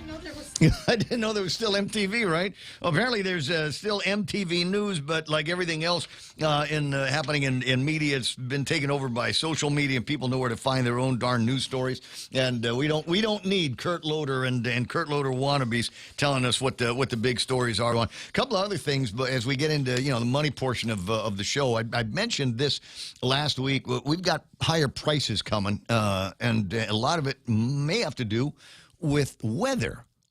Changing weather patterns. We're in an El Nino. Just when inflation was starting to fall, supermarket shoppers are seeing some relief. Experts say that another factor on the horizon could keep the cost of food elevated for months to come. Another El Nino. There's a common term that meteorologists like to repeat, but if you're not tuned into such phenomenon, you might not know what your local weatherman is really describing when he or she warns of an approaching El Nino. In its most basic terms, this event signals an abrupt shift in ocean temperatures that can seriously impact the weather, particularly rainfall across vast land areas. Not only does this translate to the possibility of inclement weather, but a strong El Nino can also affect the yield of crops on farms throughout the United States and the world. There's a story in one of the newspapers over the weekend that is talking about how big rice-producing countries may only get one crop out of this El Nino as opposed to two. I don't know about you. I like rice, and rice goes in many things that I like beer. There is rice in beer, but there's no beer in rice. Just FYI. Could be. Yeah, it's like that. With an El Nino expected to begin within the next few months and stretch into autumn, experts are advising consumers to be prepared for some volatile weather. Virginia Tech professor Zach Easton studies such things and advised that the Central Plains region could be significantly drier and warmer than usual. Since much of the nation's agriculture comes from this area, there could be a big impact on food supplies, not just the things that come out of the ground that we eat, things that come out of the ground that animals that we like to eat. So they're domino. Well, some of I'm sorry, I was looking right at and Jerry. And how does this relate to La Nina? I guess the El Nino is happy Mother's Day to La Nina, I would assume that means that there are places where they have La Nina. Al Gore was right. Where they get more rain and can make more wheat and rice and potatoes. Okay. That's what I'm saying. I'm buying. I'm just start early, buying as much as you possibly can. And the obligatory AI story of the day: as artificial intelligence invades more and more sectors of our economy, it was only a matter of time before fast food restaurants started using it. Reports indicate Wendy's is teaming up with Google to build a chatbot that will work the drive-through window at one of its locations in Ohio. There are sure to be a few hiccups along the way, but a company spokesperson said that the system is probably on average better than human employees. There's another job category that is at risk as a result of AI. Wendy's and Google? Wendy's and Google working together. Wendy's has gone over to the dark side. Well, 7:19 in the morning. As long as I can still get my lemonade and my salads and my chili, I'll be happy. And in fact, I think it was talking about Wendy's. Their chili is you'll be able to buy their chili in stores. Oh, really? They're putting it full-blown marketing. They're going to be able to say you can get it in the drive-thru, or maybe one of these days run up to Payless and buy a cup of Wendy's chili from there. 20 after 7 o'clock in the morning. Quick look at what happened on the markets and where money might be moving here today. Since I find the thing with the money on the. I don't know, there's too many windows open here this morning. What have I got here? FTSE. No, let me back up. What a back up. It's American markets, please. Okay, they're all down. Okay, never mind. S&P 500 off by about 7. NASDAQ dropped almost 44 points. Dow Jones Industrial Average drifted down by about 9 points on there. Friday, Saturday. Back to the international markets. FTSE is up by 24. Nikkei picked up 261. Hang Seng Index down by 116. Shanghai down by almost 40 points. I got the VIX up by nothing of a point, and the DAX up by 78 points. All right, do I have any big winners at all on the American side? Okay, biggest losers, the NASDAQ. All right, NASDAQ led down by JD.com. I got PDD Holdings, Sirius XM. That's a big satellite radio company. Baidu and Alphabet. Down around the bottom include Intel, Align Technology, Automatic Data, Qualcomm, and Match Group. If you're looking at commodities, good idea. Gold at $2,019, virtually unchanged from where it was this time last week. Oil, good news here. Oil at $70, so it's drifting down again. Tapis drifting down likewise, about 77, 78 $78 last week, and now down to $76, hoping that trend continues. We might be able to get cheaper gasoline in our cars these days. On the currencies, if you're doing any traveling, as the man said, Kichitu in Japan says 132 yen in exchange for your American dollar. Otherwise, the bank number is 135.64, peso at 55.8, and the South Korean won 1,342 won and a half or so in exchange for the greenback. If you're headed in that direction, following these influencers home, former Governor Carl T.C. Gutierrez playing host to a number of Korean ambassadors and influencers that are here on Guam. Maybe a little bit of that conversation down the road. 7:21 in the morning on the Ray Gibson Show. The Bitcoin number, Real Joe. Oh, yeah, 26,966. Why is it? I can't remember. Is that up or down? It's slightly down. Slightly down from where it was last week? From earlier this morning. Okay. Yeah. When it hits 3,500, can you let us know? I will. 3,500, 35,000. 35,000. Text. Yeah, it might be a while. I'll be busy playing a game here. We don't often talk about video games, but there's a big deal going on. I don't know if you've heard this. The Legend of Zelda has been updated. Donna, are you a big gamer? Do you game? No. I got that look like no. We don't play games. You don't, but you're not a Zelda player. Okay, Jerry Roberts. Yeah, right. All night, right, Jerry? Yeah, all night. Up late. I stayed up playing. I was playing Pong with on the thing. And Real Joe, do I even bother asking Real Joe about the Legend of Zelda? I've never played it. I don't know that I have either. It's possible that I might have once upon a time, when I was into doing games on computers. But I don't know if I've ever. I'm pretty sure I've never played this on the Nintendos or the PlayStations. I had a cheap video card race, so I couldn't play those games. Right. Was I didn't have enough RAM. So the Ray Gibson story on this is it got me into trackballs because prior to that people were using just mouses to move things around the screen, and we all thought that was just crazy technology. My God, I don't need a keyboard anymore. I've got yes. Remember the cleaning instructions for the little ball that was in. Yeah, you can't read that without giggling. I'm sorry, it's a Beavis and Butthead thing, but there were moves that I needed to make that I couldn't do fast enough with a mouse. So difference between living and dying in whatever the game was that I was playing on the machine. Anyway, 7:23 in the morning. Jerry Roberts and the Extra Point. Some interesting things going on around the nation and the world. And as usual, we've got to do an obligatory Twitter story as well. And what do you know about the new lady that's supposed to be taking over Twitter from Elon Musk? She was she came out of the woke movie industry. MSNBC. No. Wasn't she a sales marketing? Universal. Sales? Universal. She was she was in one of the back office people. I mean, she was this, I guess, CEO or somebody over at the Universal, the place where they make the movies.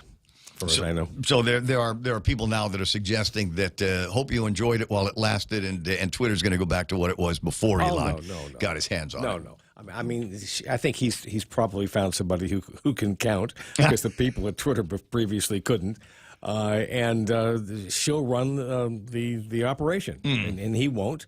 And he'll go back to making the product, which is probably what he should do. The product as in Tesla, or the product is... Oh, the product. He's calling himself the chief technology officer at Twitter still, which is probably not a bad thing, because he's pretty good at products.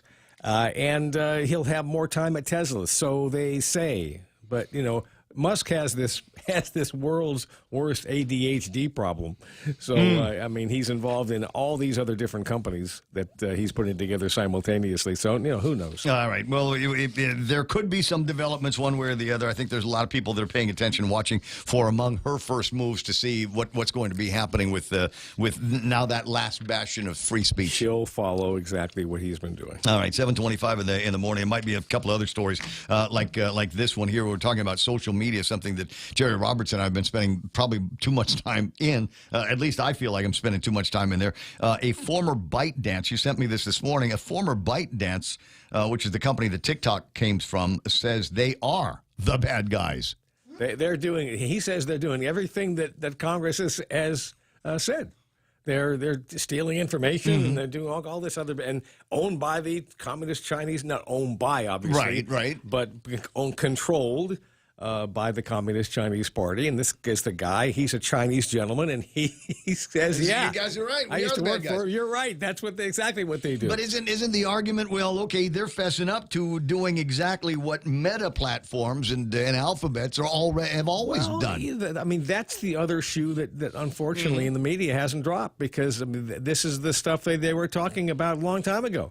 I mean, the government is piped right in, hardwired to all these social media companies, and they suck all this information out of them and control the narratives if they want to. Under threat that the government will come in and lock them up, and so they're doing the same thing. So I mean, I've never understood the argument from the Republican side that this is something that's bad because it's happening already on our side. So I don't know. I'm with you.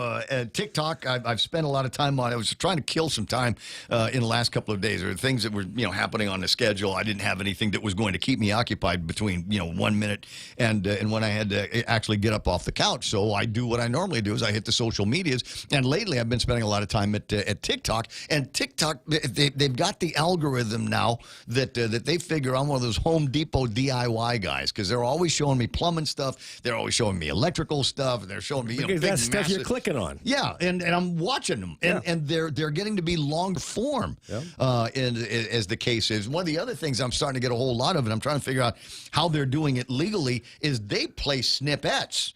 Kind of long form, whole scene snippets from movies. I was watching a thing about Midway day and scroll, and you can watch this scene from the movie where the guy's barreling down gonna drop a bomb on the Japanese aircraft carrier, and he pulls up, and then there's another one where he's landing on the carrier deck, and they're all successful, and it's like midway last scene like Top Gun, and I'm going, how do they get away with running this stuff on the TikTok without having the movie companies get all aggravated about don't know. They play background music. They play, well, I don't know. They've got background music, but it's the same as the music from the actual movies. Like I said, this Midway. The one I was watching, they would add weird music to the scene that sometimes covers what they're saying. So it becomes their own creation, like their remix of it. So we don't have to worry about any copyright violations. Well, except they probably got a copyright strike because certain pages and channels then might not be monetized. That's how Facebook does it. Or YouTube does it, rather. If you get a copyright strike on something, then maybe they demonetize your page or your channel for a while. Or mute that part of the deal. Anyway, 7:29 in the morning. Jerry Roberts in the studio. I think we're just going to stay with him and do the extra point, catch up with Donna and with headline news. This one here being brought to you by First Hawaiian Bank. Jerry. Thank you. How do you feel about your job right now? Are you happy with your position and your employer? Would that be ecstatic, very happy, mostly happy, somewhat happy, occasionally happy, or unhappy? How do you think your friends at work would answer that question? I picked up on a recent survey that lays out how American workers as a whole might respond to that topic. And this is coming next. Credit card from First Hawaiian Bank. You can earn 40,000 miles with $2,000 worth of spending within the first 3 months. That's 40,000 reasons to get on board with the First Hawaiian Bank United Credit Card. It all starts with yes. Certain restrictions apply. To learn more about this offer, visit any First Hawaiian Bank branch or go to fhb.com/United. Hafaday, this is Severina. Here at APL, our expertise and extensive network can help you grow your business and reach out to more global markets. As a responsible carrier, APL is also committed to a sustainable future, whether it's protecting the environment or investing our efforts in giving back to the community. Our dedicated teams in Guam, Saipan, and on U.S. mainland are here to support you. Call 588-4651 or visit www.apl.com.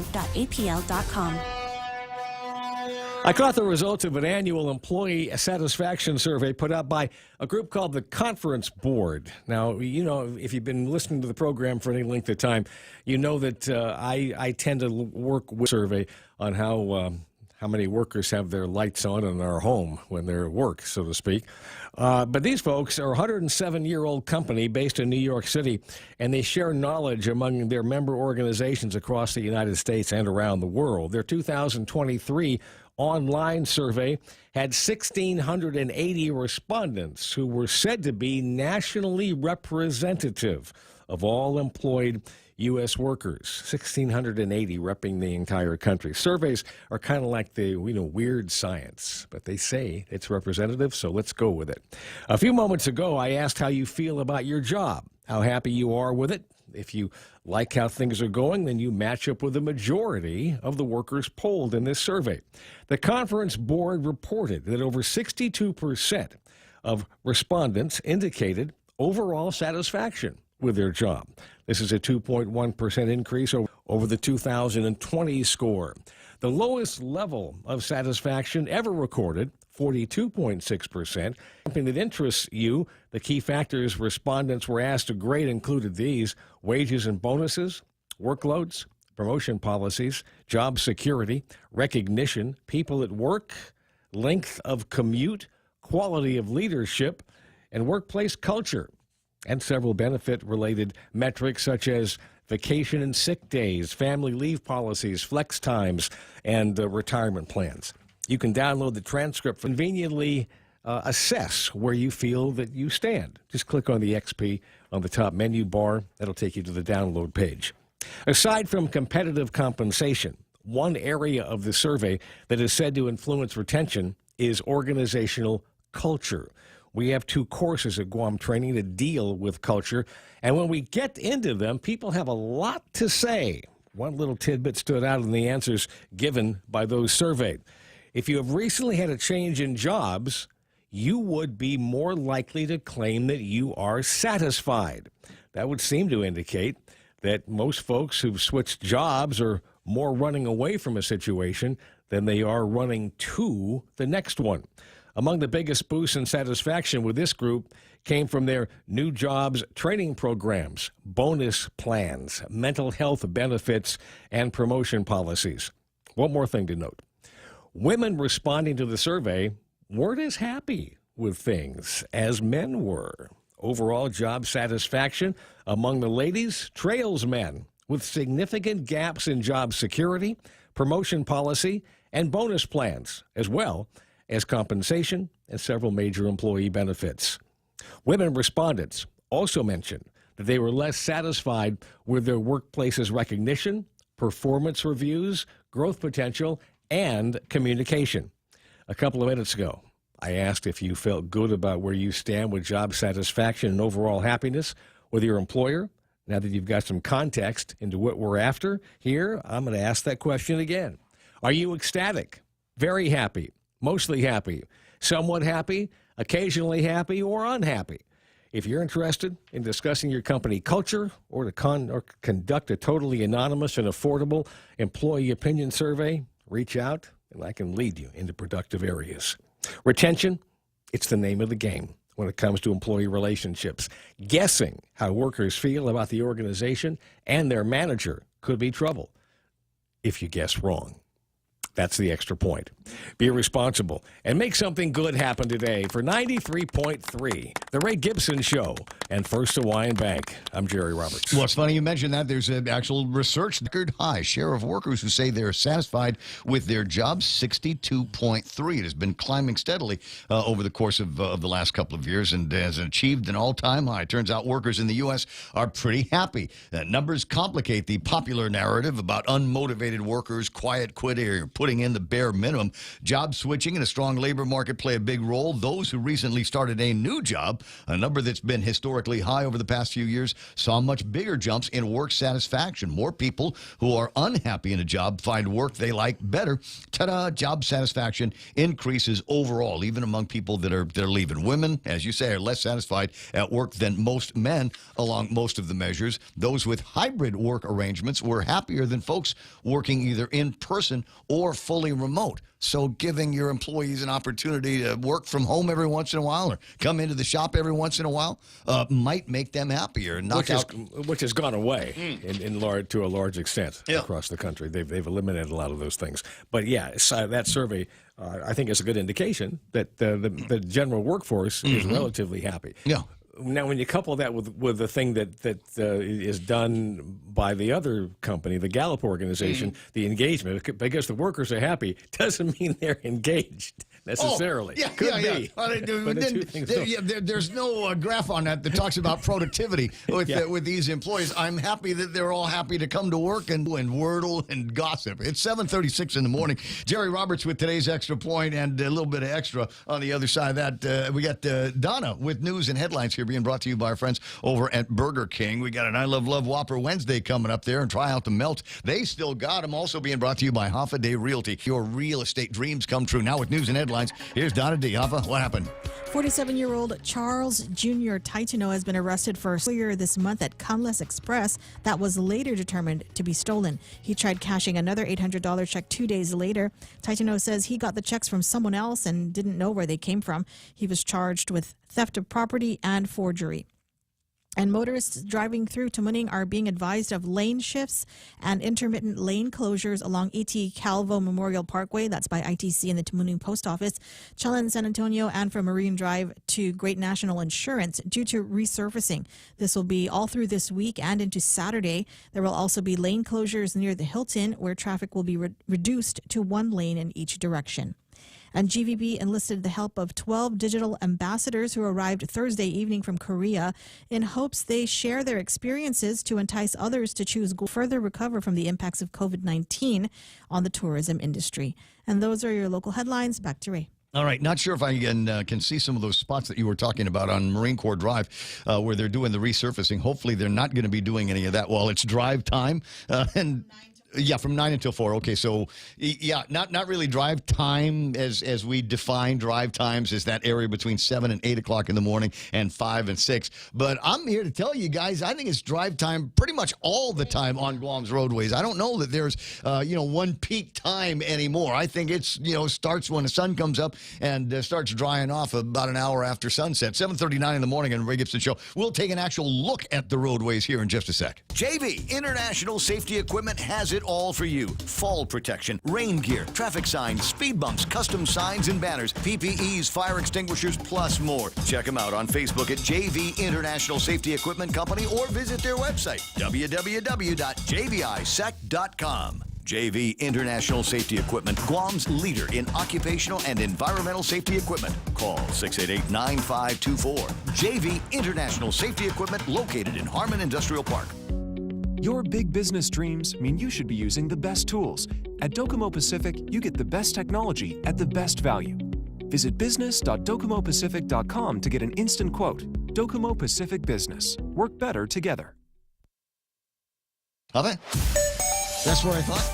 It's time to take a look at what's happening on your roadways right about now. Seeing a lot of traffic southbound Marine Corps Drive around the Ipao area all the way to Sangsong. A little bit of intersection traffic over there. Stop and go all the way to the intersection of 1 and 3. We're seeing some traffic trying to shed off 3 onto Marine Corps Drive, and so you can expect some delays just at that intersection. It'll open up a little bit more, but by the time you get to the intersection at the Micronesia Mall and then the rest of Route 16, you can expect delays through most of the day-to-do area. Route 16 to Route 16 to Big Navy, to NAS. Route 16 to the tri-intersection of 810 and 16. A little bit of intersection traffic over there by the post office, by Tammy Post Office. Then we've got a little bit of traffic, not a whole lot, over by Happy Mart and the Wendy's side of Route 10. The busiest side of it is what's happening on Route 8. A lot of traffic trying to get through northbound on that roadway. I know people looking at the compass going, that's not North Ray. Yeah, but I'm facing that way, and that's the north end of town. So expect some delays through there. Roy T. Demian starting to get busy as people are trying to avoid driving around on Route 8. Nothing major, it's just dogging out traffic. And a little bit of traffic on Route 4. If I was on Route 10 trying to decide which way to go, probably end up taking Route 4 into town. Intersection traffic in the downtown Agutya area. You'll see traffic on Navy Hospital and Guam High, southbound Marine Corps Drive. Maybe a little bit of traffic over at Polaris Point. And the intersection over by the cemetery is running a little bit busy this morning down PD Way. Southbound Marine Corps Drive looking clean all the way to Big Navy and Sumai. That's it. That's your right now traffic. This This is The Point. Struggling to find the perfect Mother's Day gift? Look no further. For a limited time, get a new iPhone 14 on GTA's Live Unlimited plan. And you'll not only make Mom's day, but also get her a free Apple Watch. Help Mom stay connected, monitor her health, and keep track of her fitness goals with just a tap. It's a gift that will make her life easier and more stylish. Don't wait. Head to your nearest GTA retail location and get your iPhone 14 and free Apple Watch today. Happy Mother's Day, GTA. We start with you. Family Finance has been serving the people of Guam since 1959, and they will continue to be there for you in the years to come. Whether you're looking to get a personal loan for that summer vacation or paying off those long overdue bills, Family Finance has got you covered. Apply for a personal loan from $1,000 up to $4,100 by calling Family Finance in Hagåtña at 671-475-4545, Upper Tumon 671-647-5626, or in Dededo 671-633-4473. Hello, Ray Gibson Show being brought to you by our friends Kim and Ron over at Security Title. In fact, they were a big part of the race judicata. Somewhere around there is a picture of myself and Kim. And I'm wearing my Security Title running cap. It's actually a golf cap, but I use it for running as well. It's it's flexible that way in terms of hats and their various uses go. But she was there, talking to people about different ways that you can use Security Title to help them smooth out the process of getting into and out of real estate deals. She can do the same thing for you, Kim and Ron at Security Title. News to fill your mind. Talk to get it out. The Ray Gibson Show. Call now, 888-8255.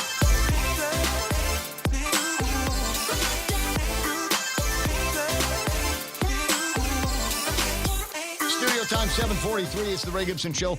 Earlier, I read bits and pieces of an editorial contribution from my friend Dave Lotz in the Pacific Daily News. You should be able to find that in their online edition. He is calling for, as many of us are beginning to make a little bit more of a thrumming noise here, of some kind of detailed and workable plan on what to do. And they keep ditching in the sea, and they're not going as far or as fast, and these guys don't know what they're doing. Well, they may eventually start to figure out how to keep these things in the air and get them to their destinations.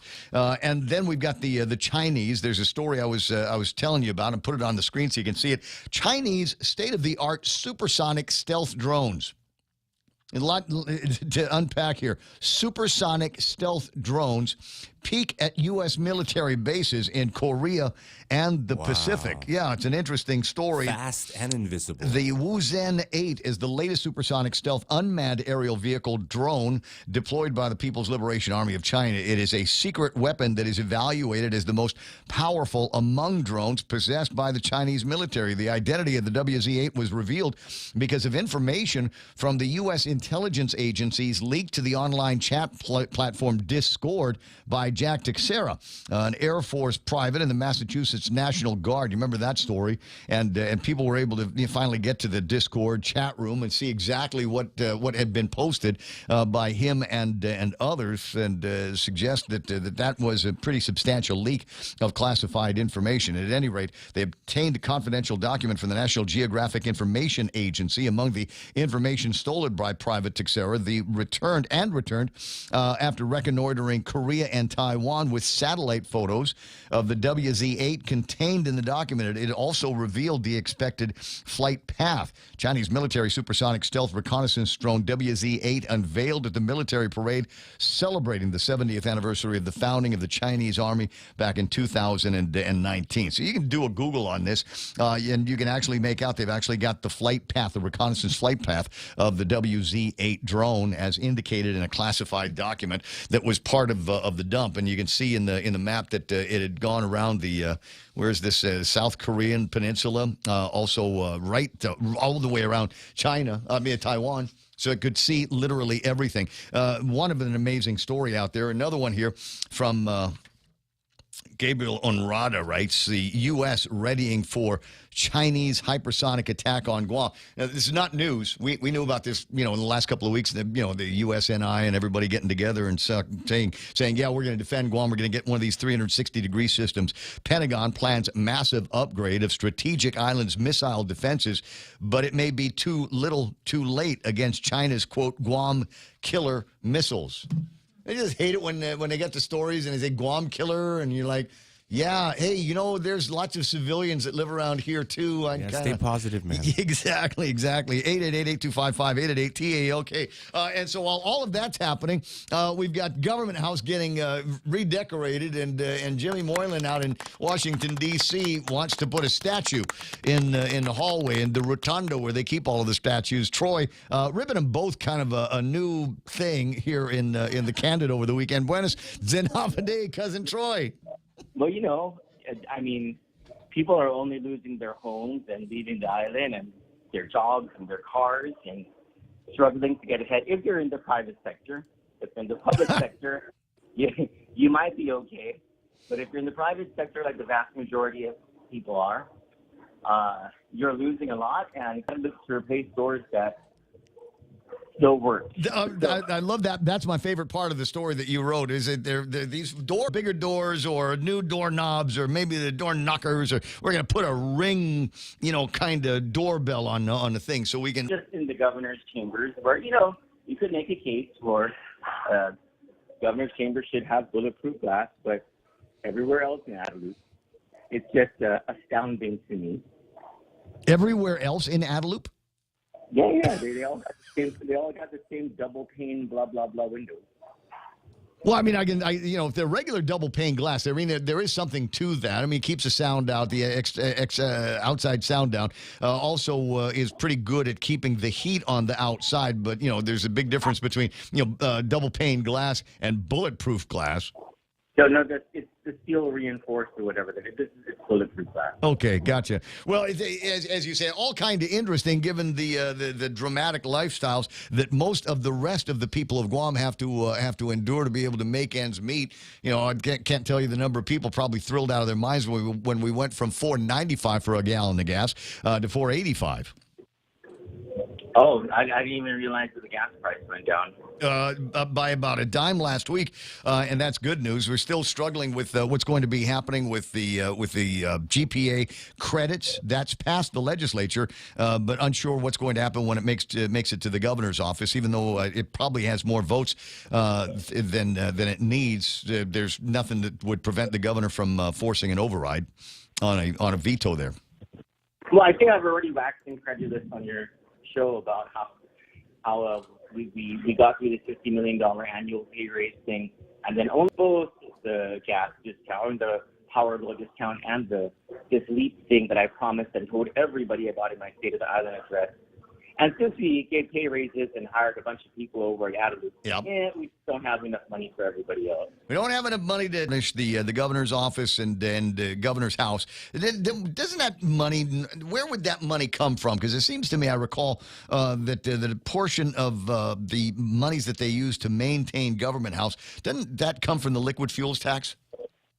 No, the money that they use, and don't forget statutes, by the way. We now have money for statutes. But the money that they use to renovate government house and the governor's office is something called a Department of Interior Capital Improvement Project. I see. Those are monies that normally purchase like school buses, police cars, stuff like that.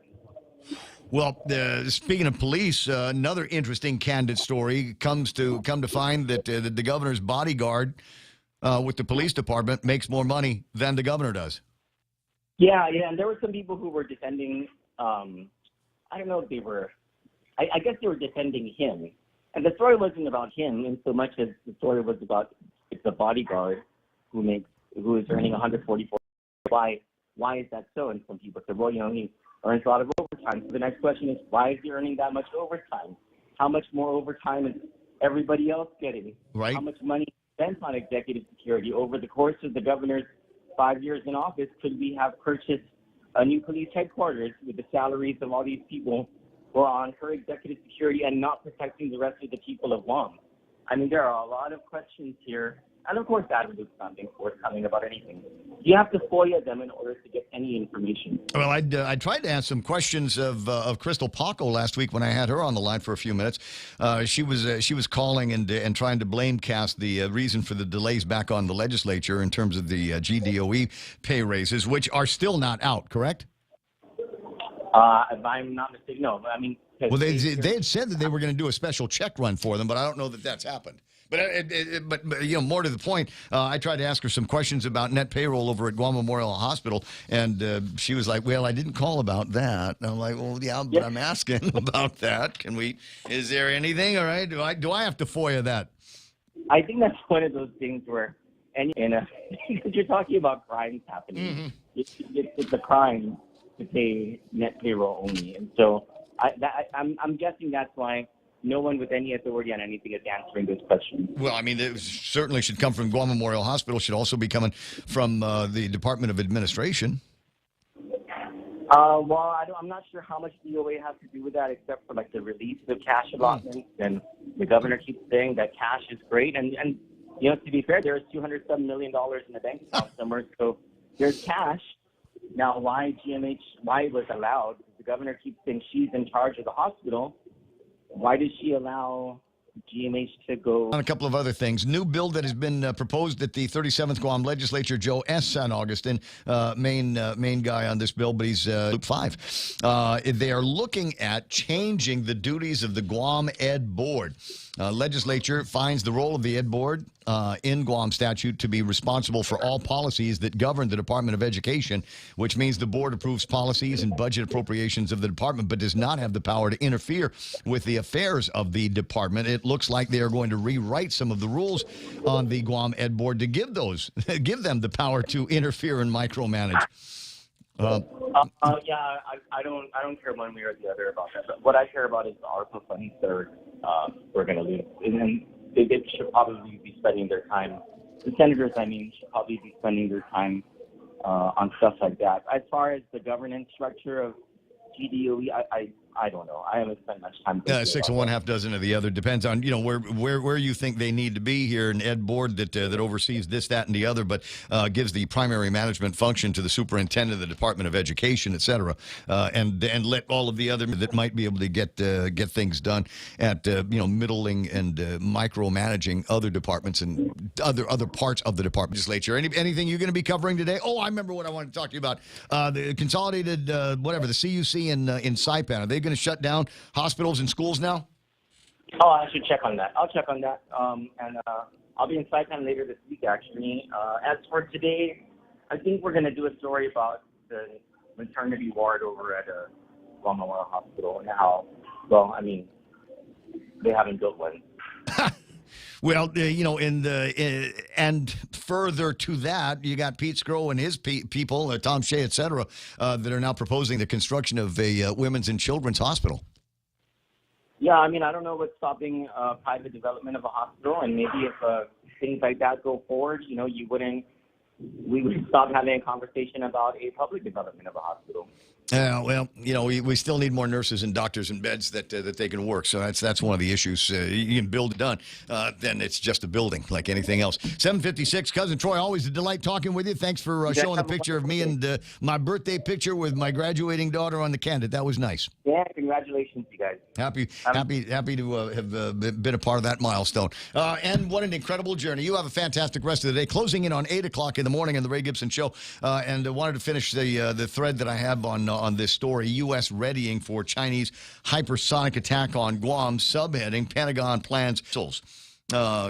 What do they say? Guam faces a perfect air and missile defense problem, noting that integrating disjointed missile systems may not be effective against adversaries deploying an array of advanced weapons such as drones, cruise missiles, ballistic missiles, hypersonic weapons to exploit the gaps in Guam's defenses. This should make us feel less secure than even the southern border. They say that Guam's missile defense is problematic since unlinked systems combined with fixed sensor-to-shooter combinations promise failure at a first contact with an enemy armed with advanced missiles, the kinds that they're talking about. And hell, I'd even throw in the balloons.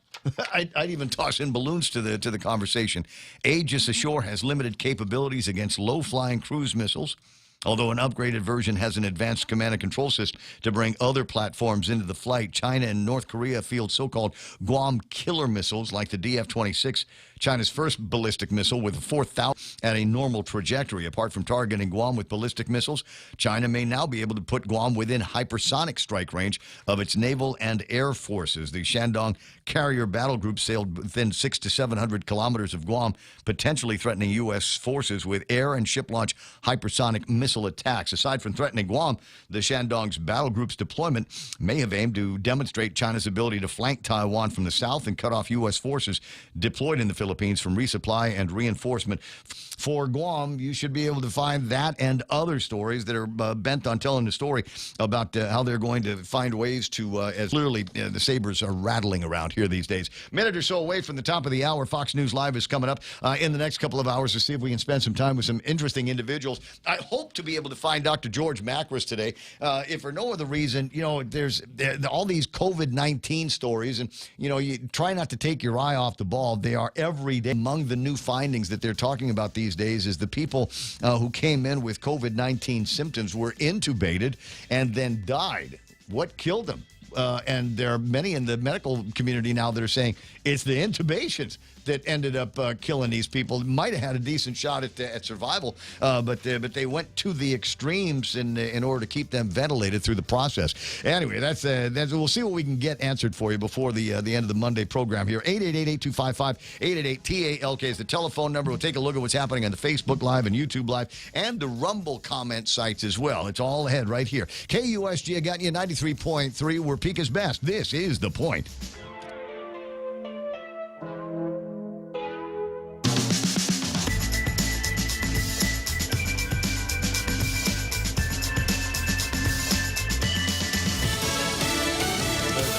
Deadline for the nation looms. I'm Joe Chiro, Fox News.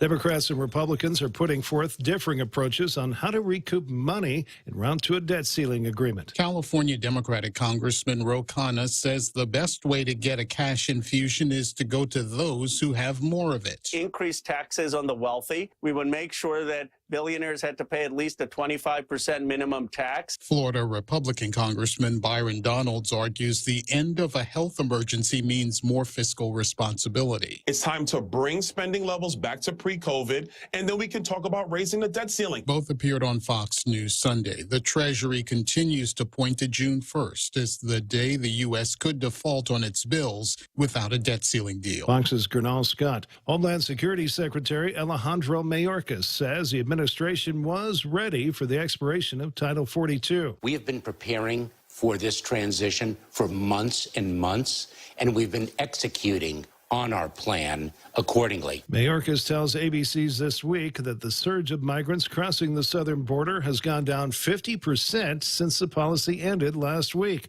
2024 Republican presidential candidate Nikki Haley tells CBS's Face the Nation that Republicans and Democrats ought to solve the border problem together. We should do what I did when I was governor, which is pass one of the toughest immigration laws in the country and do a mandatory E-Verify program that says no businesses can hire anyone that's in this country illegally. House Republicans passed a bill Thursday that helps to construct a border wall and put in place a more stringent application process for asylum seekers.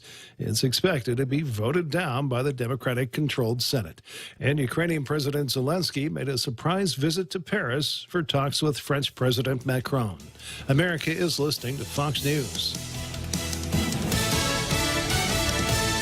Family Finance has been serving the people of Guam since 1959, and they will continue to be there for you in the years to come. Whether you're looking to get a personal loan for that summer vacation or paying off those long overdue bills, Family Finance has got you covered. Apply for a personal loan from $1,000 up to $4,100 by calling Family Finance in Hagåtña at 671-475-4545, Upper Tumon 671-647-5626, or in Dededo 671-633-4473.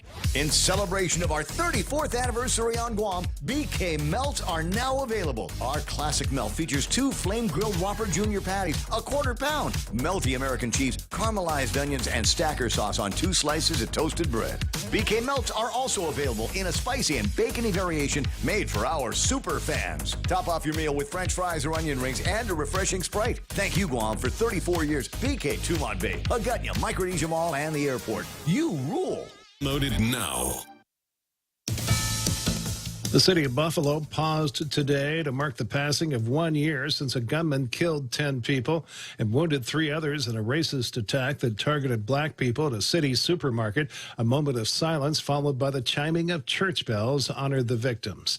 Police in the Philippines arresting an American man last week after they say they found his girlfriend's body inside a water drum.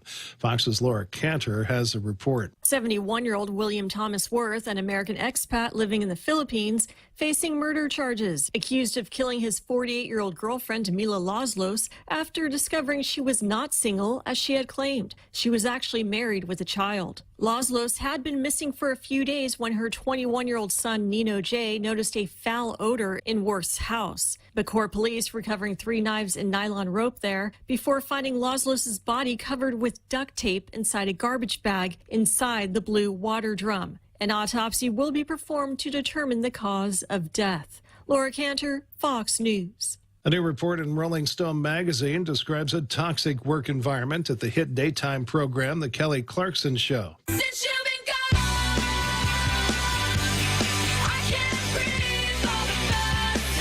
According to a current and former staffers, Kelly Clarkson is fantastic, but is being kept in the dark about how bad things are.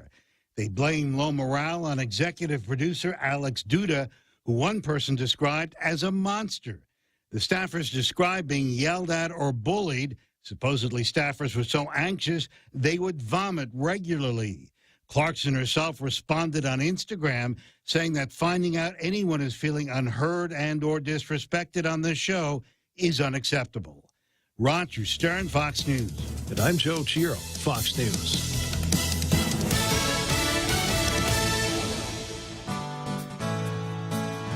With decades experience in Guam and the region, Take Care members have access to the largest offering of free fitness classes and health education programs.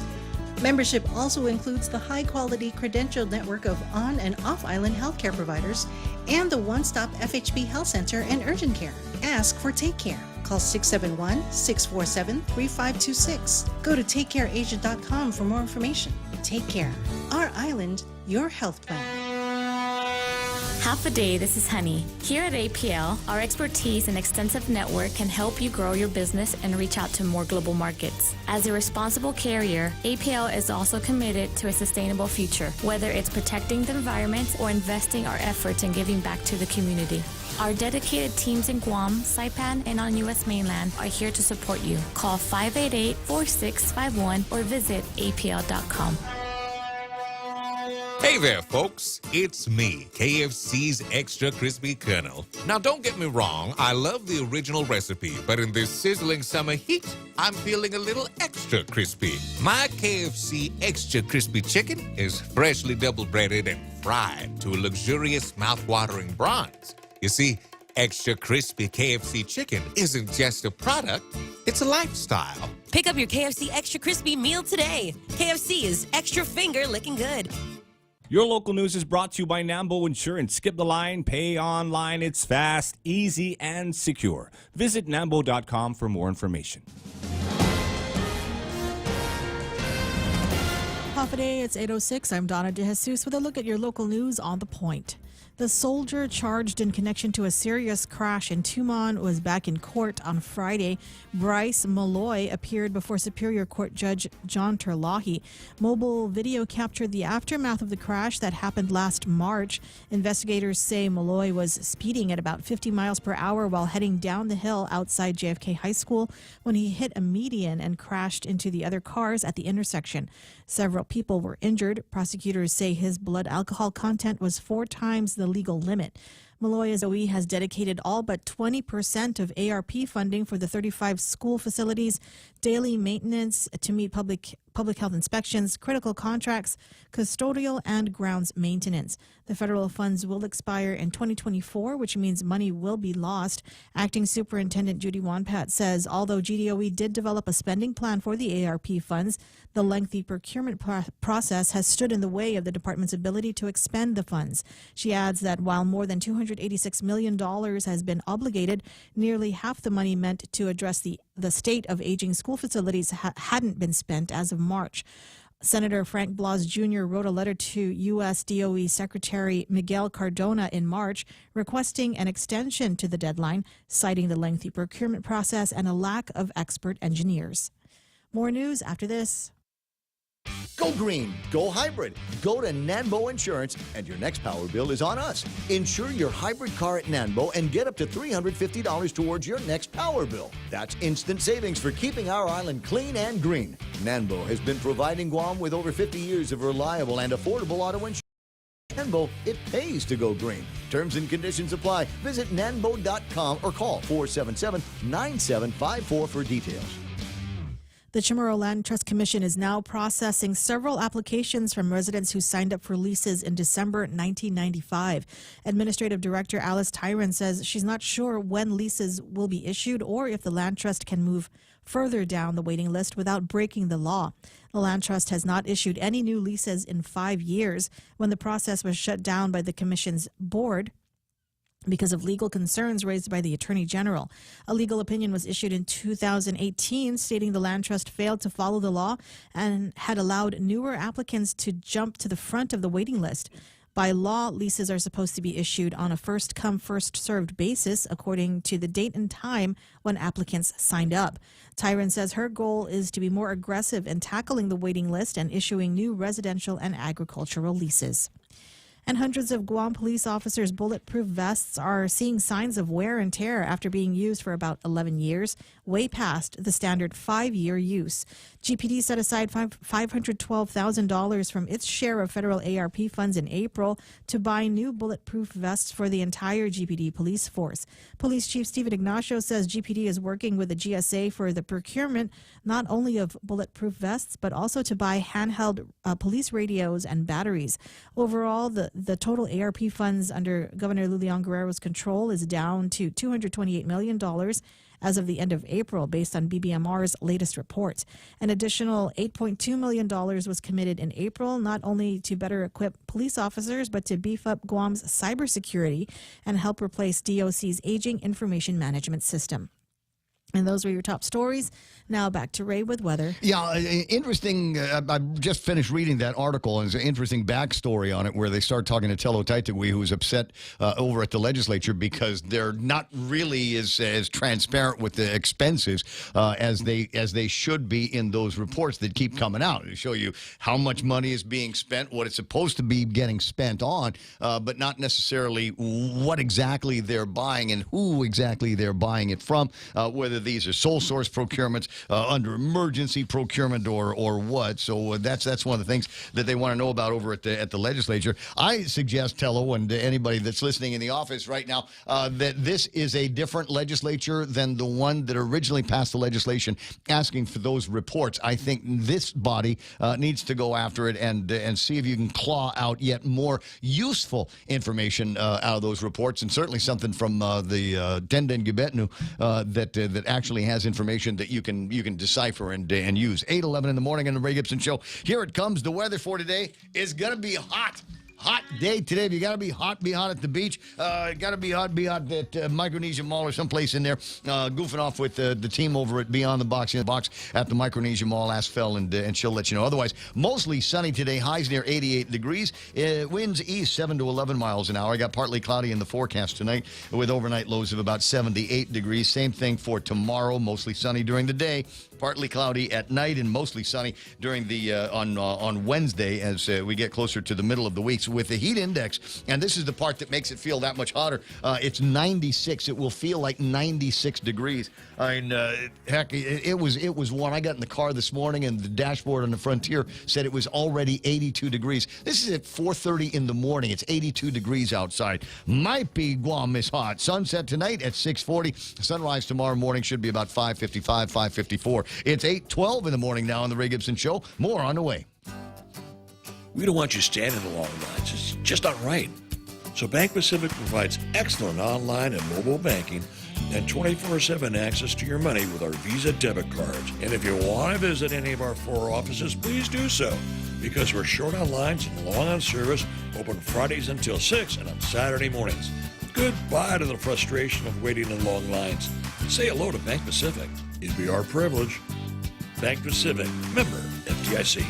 Half a day. This is Claire Manglonia from Security Title with an important warning. Wire fraud is real, and home buyers and sellers are one of the biggest targets, even on Guam. When sending money by wire transfer, be sure to confirm the wire instructions by phone, not email. In this case, it's good to be suspicious and know who you're dealing with. Let the professionals at Security Title work with you to minimize loss due to wire fraud. We are here to help. I got you, 8:13 in the morning on the Ray Gibson Show. Sorry, I was a little bit late getting into the break here, Real Joe. I was typing a message to the police department on their chat. No, it's the most benign thing in the world. There are two things to celebrate. Number one, it's the beginning of Police Week. Oh, nice. FYI. And number two, I believe it is Chief Ignacio's birthday today. Oh, happy birthday, Chief. Might be somewhere, and I know this because, How about some banelas for us? Exactly. It's not the right season for it, but at least, we start, put that out in the universe. Put the buñuelos out in the universe, and maybe we'll have something moving in our direction. Happy Police Week to all the members of law enforcement here on Guam. 8:14 in the morning in the Ray Gibson Show. Portions brought to you by APL, American President Lines, a global presence with a local home. Also being brought to you by NissanGuam.com and the World Wide Web. People say, hey, they got any electric vehicles over there? Yeah, as a matter of fact, they do. Now, it's either pronounced Aria or Aria. I'm not really sure at this point. I've been in it. I took a test drive in one of these things, and it is absolutely in front of you. Also amazing is it doesn't have the grill. It's like watching somebody that doesn't have a belly button. You're supposed to have a belly button. Cars are supposed to have grills. This one doesn't because there's no internal combustion engine on the inside. So why do we have to have why are we going to bother putting a grill there? So they put more streamlining and aerodynamics. Just chock filled with all kinds of sensors and ways to make something as simple as parking the car a dream come true. And I got to tell you about the Frontier has got sensors and cameras around the vehicle, so you get a 360-degree bird's eye view of the car when you're parking it. Now, I've always liked to consider myself a good driver and a really good parker. But now that I've got the sensors and the cameras on the Frontier, I almost never turn around anymore. I almost never have to, where am I in relation to the car? Just look at the cameras. I know you should probably visually check every once in a while, but I love the way they're using that technology. Test drive today, 0 down. They'll make the first 3 payments. As usual, on your approved credit, some conditions apply. Find out what they are at NissanGuam.com. Bringing you closer to the action. Any speaker, anytime. Watch and listen live on ThePOINT.gu. All right, got it. Thanks very much, Nate Warren, letting me know there's a fender bender in front of Epal Road on Marine Corps Drive. Southbound traffic is going to move slow as a result of that. And to see if I can pull it up on the screen and see where exactly that problem is. Ew, kind of ew. I see exactly where you're talking about on the way into right there in front of the 76 Circle K. Yeah. By the way, I checked with Keena McCausland because Keena was talking about Butchie and Empanada for Mother's Day. Yeah. Yeah. Apparently they're the 76 Circle K's in Washington. They don't have that. Shame on them. Yeah, so they've got, apparently there are people that fly between here and Washington State. Who knew? And so there's a steady stream, yes, of Butchie and empanada smugglers from Guam. I just want to know where now are they smuggling it already fried, or does it come frozen? Because I used to have an aunt that lived out in Kenyatta, and I'd go by her place, I don't know, once a month or something like that. And back in those days, for $20, you get empanaditas, and frozen butchie, and then the idea was you just fry the stuff at your own house. Fresh. Oh my God, so good. What's the name of it? Where was that? Where's the Phil every once in a while from Venue would bring us some empanada from that guy, Jesse Anderson Lawns. Oh yeah, dude, you remember him? Pika guy. Yes. What's happening with that? You guys, name, dude. See, dude, they made the small ones too, Ray. They're like potato chips. Poppers. They're empanadas, so good. Anyway, 8:17 in the morning. Looking at Marine Corps Drive traffic, it looks like right around there at that intersection that would have taken you down by the Hilton. We've got southbound Marine Corps Drive backing up now, and meeting up with traffic that's just trying to come in now from up on the other side of Tumon. So expect major delays southbound Marine Corps Drive. If you have not yet passed the Weston Hill, you might want to use that as your preferred method for getting in there. If you have not yet passed the Kmart kill, use that as a way to get past all of that heartache and depression. 8:18 in the morning on the Ray Gibson Show. Just a fender bender. Did you say got my favorite doctor on the line? Board certified. Board certified in exile. It's Dr. George Macris. Benison, half a day, George. How you doing? All right, that's double board certified, by the way. Double board certified. Double blind taste test. That's who we found him to be the tastiest and best doctor we could find. I got to be careful when I say you're my favorite doctor because Akimoto gets jelly. He really does. You know this. I don't know. People get triggered by me now, especially when I took the position regarding the, liability insurance, malpractice insurance, and the fact that patients on Guam have very little, if any, recourse to, if things should go very bad for reasons due to negligence. So I have a problem with that.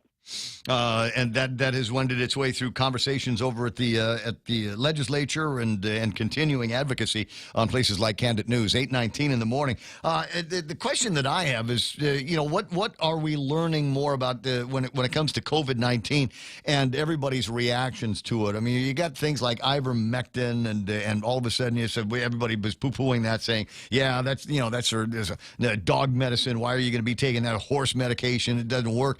Come to find out it did work, and people are now they are finally acknowledging that a significant number of people that were intubated probably died from being intubated with COVID-19 than they did from the COVID-19. All right, well, speaking of significance, coronavirus is becoming ever more insignificant, especially as the money goes away. But I can say that these studies, I think the question that you had when I was messaged was intubation versus no intubation. When you get to the ICU, you're in pretty bad shape. Mortality was as high as 80% at one point. But what we are trying, I used to be in the hospital. I now, since 2019, I'm out of the hospital. But what's being tried is non-invasive, prone position to intubation. And I don't want to belabor because it's boring to the listeners, but basically, we put a patient face down, awake, and there's like like if you go to a massage, you get a massage, you're like a hole in the, there's a thing you can put your face into, where you're going to have tubes and extra supplemental oxygenation, and you're awake, versus lying on your back with a tube and you're unconscious. So what's been found is probably you can stave off or prevent intubation by doing these, interventions. Now, mind you, this has evolved. I mean, way back when we were first talking, it wasn't even that bad on Guam, but it was the original coronavirus, the wild type, as they call it. Maybe some will call it alpha. And then it evolved into Delta, and then it evolved into Omicron, which is probably what you had, basically a sniffle. So I wouldn't pay much mind to it at all. And yes, there's going to be criticism, understanding that, there was a big learning curve. But the biggest mistake made, in my opinion, and many others, was exactly as you said, not being able to use medications like ivermectin and hydroxychloroquine early into the treatment, because in many areas, including Guam, it was considered, they looked at you harshly, or maybe even boards would take action against you, which we now find, and we found in our practice, we gave tons of it out. We had very, very few patients even end up in the hospital where we intervened early, and that's the experience of many doctors in the U.S. Well, and because as it turns out, many of the things that educated doctors, on the ground doctors, said, I've got access to something, let me try this, and the word from on high, and the WHO and the CDC, and then everything got politicized, and I worry about what's going to happen in the next go round. Will we have doctors like yourself that are brave enough to stand up to the guys over at the CDC? So you just let me take care of my patients my way. Well, I think, I won't say brave, I'm just going to say that, when you're in this business, when patients tell me, oh, you're a good doctor, whatever, I just try, what I really want to say to them is, I'd say thank you, of course, but I have to go home at night and sleep. And I have to, one of the last things that sadly that go through my head at night is what I did with my patients during the day. Mm-hmm. And did I do the right thing, especially when I was in the hospital, as many of the hospital-based doctors do. They go to bed thinking, did I check the potassium, did I check the magnesium, whatever, did I calculate their kidney function, whatever they have to do. So anyway, we just, you look at what's best for the patient. Saw patients such as, Fauci. Right. Fauci, I don't think has touched the patient in decades. And then you see what others are using. We had a governor that said, do what you want. We're not going to intervene. I wish everybody had that kind of vision. There's a couple of things that I still kind of linger over and worry about. I'm not vaccinated, but I have people in my life that are and worry after them. Will there be some kind of a protocol, maybe in addition to general physicals and checkups that start with are you COVID vaccine positive? There's vaccine injury for sure. Yeah. But regardless, the fact that they're even pushing it, except for extremely at-risk populations, is I find it incredulous. But nevertheless, I wouldn't worry about it. Now there's no money in it. They realize they can manipulate populations, but populations have become wiser. So the next time something comes around, I think there's going to be, there will be things like Twitter out there where information will not be suppressed, and the word will get out more quickly among physicians. Mm. I had to find out about hydroxychloroquine and some of these protocols to rather back channel, doctor than about any type of infectious disease. Yeah, well, that is a concern of ours, and as Dave Lotz is writing in the Pacific Daily News, there doesn't seem to be much of a plan that has gone public that is, and to what degree are we identifying potential bomb shelters, or to what degree are we setting aside food and medicine in the event of a mass casualty event like an attack from North Korea or China? Well, while on that topic, I listened to the discussion about the new hospital. And, I find it to be extremely, I agree. I told you my number one location is near Micro Mall, not far from GRMC, because you want to make Hospital Row. But nevertheless, I think it's absolutely reasonable to put a hospital in back in Tucson at the old hospital. And part of survival, thinking brains die in 4 to 6 minutes, is that you want to get not only ambulances to the hospital, but you want to get the doctors who can intervene to the hospital quickly. And if they have to sit there gridlocked in traffic or shoot across the other side of the island, or even, I might add, go up Marine Drive, that would be a problem. So most of the doctors have bought their houses, got their offices. So, yes, all these discussions of other places, I just find it. Oh, it's infuriating. It's absolutely like it was stepping over, the body. Going to what? There's a clue here. Look, there's a clue over at Radio Barragata and one over in Attica. Excuse me. The patient is laying in the middle of the room at the old hospital grounds. That is hands and neck and shoulders above any other place that they want to put it. Radio Barragata, they might have the land space out there, but still a crappy road. That section of Route 8 is a 2-lane road. There's a subdevelopment that's going up in that area now, and they're having to do some more renovations just to be able to bring water to this new, I forget what it is, this Summer Homes 2 or something like that that they're building out there. It does not have the infrastructure required for a hospital. Maybe if you wanted to put, I don't know, we could do another, let's put a golf course down there. That's what we'll do, a golf course for the doctors. That's where we'll have it, the Guam Memorial Golf. A few of them golf, but a lot of them, it's either static or decreasing. And then you have to run some numbers with age and all that and how medicine's going to improve. You actually do not need near as many beds as they projected they'll need. They don't need them. And the military has a capacity to expand rapidly with temporary shelters. And to be honest, with all this talk from China, Korea, what have you, you want to have your civilian facility as far away from a potential military target for obvious reasons. And, that's where Tucson would be ideal because, given, small, percentages of inaccuracy, you may end up, you would be far better off. I say what I have to say, and as a result, I'm not on Guam because I have the forces of the government coming to me. But I would buy into what the GMS and GMA, their position is, let's keep it local. Let's keep it where it should be. And look at the fact that right now in Florida, many patients that we would admit, they go home with their smartphone, and their smartphone is monitoring their heart rate. Right. And they'll get phone calls. We'll send people to the house if we get an arrhythmia. So, I mean, Guam will come up and maybe has already moved up has that ability to, remotely monitor people in the comfort of their own home as long as there's a family member present to accept a phone call if we see something funny. Yeah, well, there's no reason why we couldn't put an app in the Garmin that I'm wearing right now, and you could keep track of what my heart is doing on a 24/7 basis. Exactly. And that's why there's less of a need for hospital beds, depending on the population. Yeah. But yeah, that's just one of the many, many topics. See, I was away, and it's really hard for me to keep up with the St. Luke. And the other thing is, the St. Luke's issue. You have one of your advertisers at GRMC, and I'm very happy to hear them discuss hyperbaric medicine, of which, as far as I know, I am or was the only board-certified person in that area, and I still practice it now. Mm-hmm. I'm happy to see they're promoting it because that saves lives.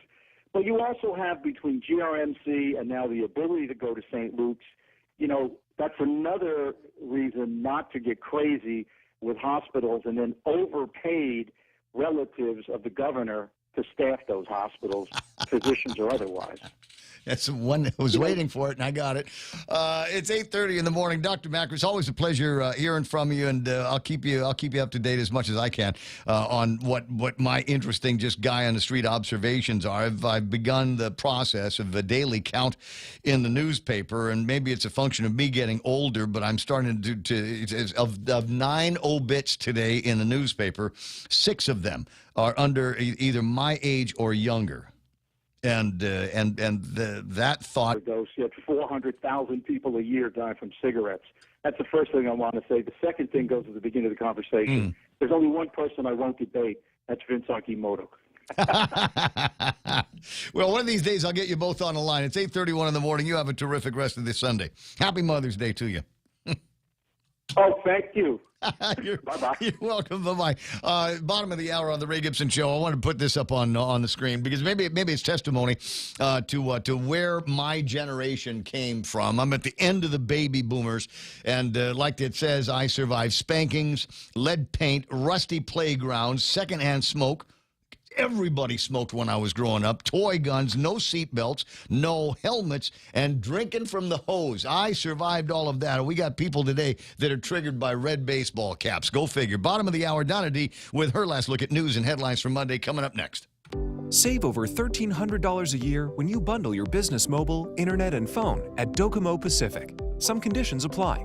Visit business.docomopacific.com to get an instant quote. Docomo Pacific Business. Work better together. Join us at Mezcla Chamorro Fusion Bistro and see why they've been crowned Guam's best Chamorro food restaurant for 9 consecutive years. Experience Chef Peter's candied salmon over scallion coconut rice, octopus tenactac, Chamorro platter, and their award-winning gourmet burgers. Or if you're looking for something healthy, try their keto-friendly menu. Come and enjoy Mezcla's half-a-day service at their Hagåtña location from 11 a.m. to 2 p.m. for lunch, 5:30 p.m. to 9 p.m. for dinner, or 10 a.m. to 2:30 p.m. for their famous Sunday brunch. 8:32 in the morning. Donna D doing something that I've threatened to do, but never have done. I'm a Home Depot guy since the day they opened their doors. And me and my old man would show up at least once a week just to find out what new stuff came in those containers that are parked on the cliffside of Home Depot. You just say, hey, can you just open that one up? I want to see what's inside. And so, COVID times came and went, and they've got a thing there. I guess it's not just exclusive to Guam and not just exclusive for COVID times, but you can go to the app or online and make a purchase, and then the kuya will bring it out to the car, right? Is that or you can pick it up at the will call at the customer service desk. And they have lockers. I've seen. I've tried it twice. Okay, and does it work? Yeah. Okay. I mean, there's like the big purchases or little things, or what is it? Kind of medium-sized purchases. Right. So if it's something big, then you might as well. Why do you hate Home Depot? I love Home Depot. Well, I mean, you're not taking advantage of an opportunity to just walk around with the shopping cart. I've done that too many times. I just need one thing.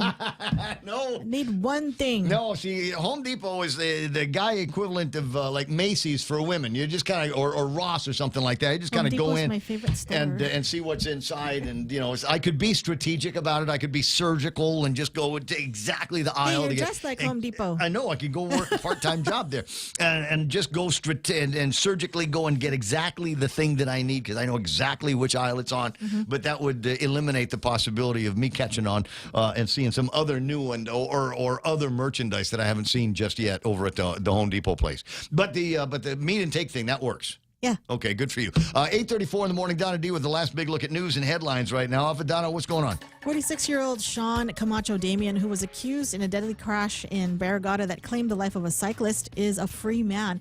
The case was dismissed without prejudice on Friday by Magistrate Judge Benjamin Sison due to prosecutors not having enough evidence. The crash occurred in February on Route 16 near the Barragata post office. Prosecutors can refile the charges against Damian. And the public will have the opportunity to weigh in on a proposal to protect 770,000 square miles of submerged lands and waters in the Pacific through sanctuary designation. An open house will be held in person and online this Wednesday, the 17th, at the Guam Museum from 6 to 8 in the evening. An open house will also be held in Saipan, Rota, and Tinian the rest of the week. And the Rotaract Club of the Marianas and the Island Girl Power Thrift Store unveiled a road adoption sign on Saturday to kick off a project to clean up paths in Dedido. The ultimate goal is to develop a nature trail along the road and park that will encourage local residents to enjoy being outdoors in a safe and clean environment. And that was your last look at local headlines on The Point. Now back to Ray. Wait, repeat that story again. Where do they want to put all this stuff? What's it? What's what? What did that last story there about being... Oh, they're just cleaning up the road, adopt a road thingy. Yeah. In Dedido. Oh. Santa Monica Boulevard or something. Is it dangerous up there? Or is it? I think it's just trash. Is it like our version of Chicago or? I don't even know what that means. It's our version of Beirut.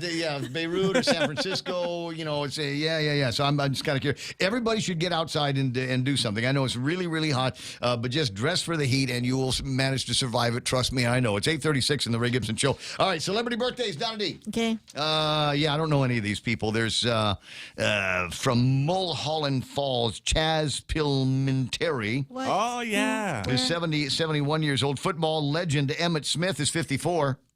Legend at 54? I was going to say. Emmitt Smith. He is a legend. Is he? He had 22-inch thighs, Ray. Whoa. Yeah. Whoa. All right, there's a punchline in there, but I'm not going to use it. We've got Dave Charvet from Melrose Place, 51 years old. Jamie Lynn Sigler from The Sopranos is 42. I don't know which one that is. Alexandra Breckenridge from The Walking Dead is 41.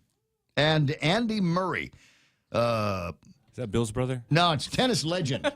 Who are these people? There we go.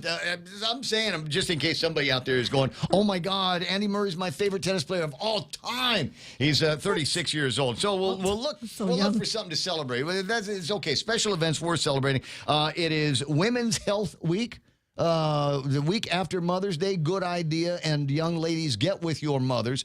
I probably should have mentioned this before it got to be Mother's Day, but whenever you've got a family gathering, then always try to find people a generation or two above you, and say, hey, how did so and so die? Or we used to have this aunt. What is it that eventually killed her? You get a chance to learn about diseases that kind of run in the family. So take advantage of that and check in with your doctor for Women's Health Week. Reading is fundamental week. Remember that from school. Salute to Moms, 40-plus week. Cougar Moms, Joe. Ow. Happy 40-plus birthday to you. Work at Home Moms Week. It's American Craft Beer Week. Should be a month for that. Hoarding Awareness Week. Guilty. Guilty. Hoarder. Yeah. Okay, so super hoarder. My daughter graduated. Everybody knows, right? So my daughter graduated Friday over at the Phoenix Center. And when I asked for a booklet, Father Dwayne said, I asked for a booklet. I don't know why it's there. Okay. I don't know. Can we put him back in the churches? Yeah, this The aircon works there. I do it don't at know. the There's just gym. so many hooligans. They You have know, their own gym. I know, but it's just it was a loud and raucous affair, and personally did not think You that. can't be loud at the gym. Well, you do it at the church. It was supposed to be a dignified Our Lady, whatever, doing their grads. We had people out there with air horns, even though the lady that was doing the emceeing said, "Don't air horn me, boy. Otherwise, sister's going to tillick your ear." We didn't have enough nuns running around at that thing. But anyway, where was I? It's Hoarding Awareness Week. So I got 2 booklets. I only need one. I only need one for the souvenir, right? But I got 2 instead. Should I throw one away? No, I'm a hoarder. That's why. Yeah. Yes, it's a backup. I mean, I might spill coffee on it. A cockroach might eat it, or poop on the cover or something like that. So I always want to make sure I've got a backup, and that goes along with 50 other backups of other things. Did you wrap it in plastic? Not yet. I'm trying to figure out what kind of plastic I want to use. Resealable bag. Maybe put the thing in, I don't know, concrete or plaster cast or something like that. It's Bike to Work Week. Never. Police Week, as I said, and we'll tell you what the cops are doing to make it that much more special. The Cannes Film Festival is going on. Chocolate Chip Day and Peace Officers Memorial Day. And I had sent a note to the guys over at the chat, the GPD chat, and they say, please join us as we pay tribute, homage, and in memory of the fallen. Peace Officers Memorial will take place at the Agutnia Memorial in the old at the old Agutnia Precinct Center, what used to be the police department when I was growing up, and then they just made it the Agutnia Precinct, and now it's just the Agutnia Memorial. The one near the post office? It is right across catty corner from the post office. You'll be able to see it there. So those are the things we're celebrating. 20 away from the top of the hour, and just a note, I'm putting the map back up on the screen. We don't normally do traffic in the 8 o'clock hour, but it looks like today we need to express some of that. So we've got southbound Marine Corps Drive, and that looks like it's coming in from the Kmart intersection. You will immediately hit traffic that will slow you down until you get past the 76 Circle K at EPAL Road. That's what's working right now. I'm also looking at traffic now, trying to get off of Route 10 Alpha by Home Depot. Turn around, go back to Home Depot. You're never going to get to Marine Corps Drive. Traffic is slow at that intersection because everybody's trying to get in there. Light turns green, but there's no place to go because traffic is backed up. So you may want to consider going all the way back around, go up past the airport, and swing your way into Tumuning and places like that via Route 8. 8:41 in the morning. There's the Ray Gibson Show on 93.3. I'll be right back. Do you experience foot and ankle problems that make it difficult to move forward in life? If so, Guam Regional Medical City is here to help you get back on your feet. At GRMC, our podiatry clinic aims to provide exceptional treatments for diabetes, ingrown nails, arthritis, corns, foot and ankle injuries, and much more. To learn more, contact GRMC's referral office at 671-633-GRMC. That's 671-633-4762. JV International Safety Equipment has it all for you. Fall protection, rain gear, traffic signs, speed bumps, custom signs and banners, PPEs, fire extinguishers, plus more. Check them out on Facebook at JV International Safety Equipment Company or visit their website, www.jvisec.com. JV International Safety Equipment, Guam's leader in occupational and environmental safety equipment. Call 688-9524. JV International Safety Equipment, located in Harmon Industrial Park. I got it. Getting word here. Thanks, Valerie, for calling in. She says that we are working an accident southbound into Agutnia, an accident in the intersection, right-hand northbound lane at the Agutnia Loop. And zoom in on this one. It's not necessarily making people crazy busy right now, but it is going to, it's bad traffic in that area. I want to say that might be the second time this week that there has been an accident at that intersection. Is it, what's going on? Odd, maybe. Just distracted driving? Yeah. Is it messing with the radio, putting on your makeup? Panhandlers. Reading the phone. Panhandlers. Looking for Joe Coy tickets. Yeah, the panhandlers and the Joe Coy tickets. Have they put that third show together yet, Real Joe? I don't believe so. All right, 843, asking for a friend. Know what I mean? 888-8255-888-TALK. Frenchie is on the line. Buenos and half a day, Frenchie. Day. How are you? I'm terrific. A weekend after graduations and my birthday and Mother's Day, and frankly, Yeah. I'm so socialized out. I'm happy to be back at work. That must be rough on a Don Juan like you.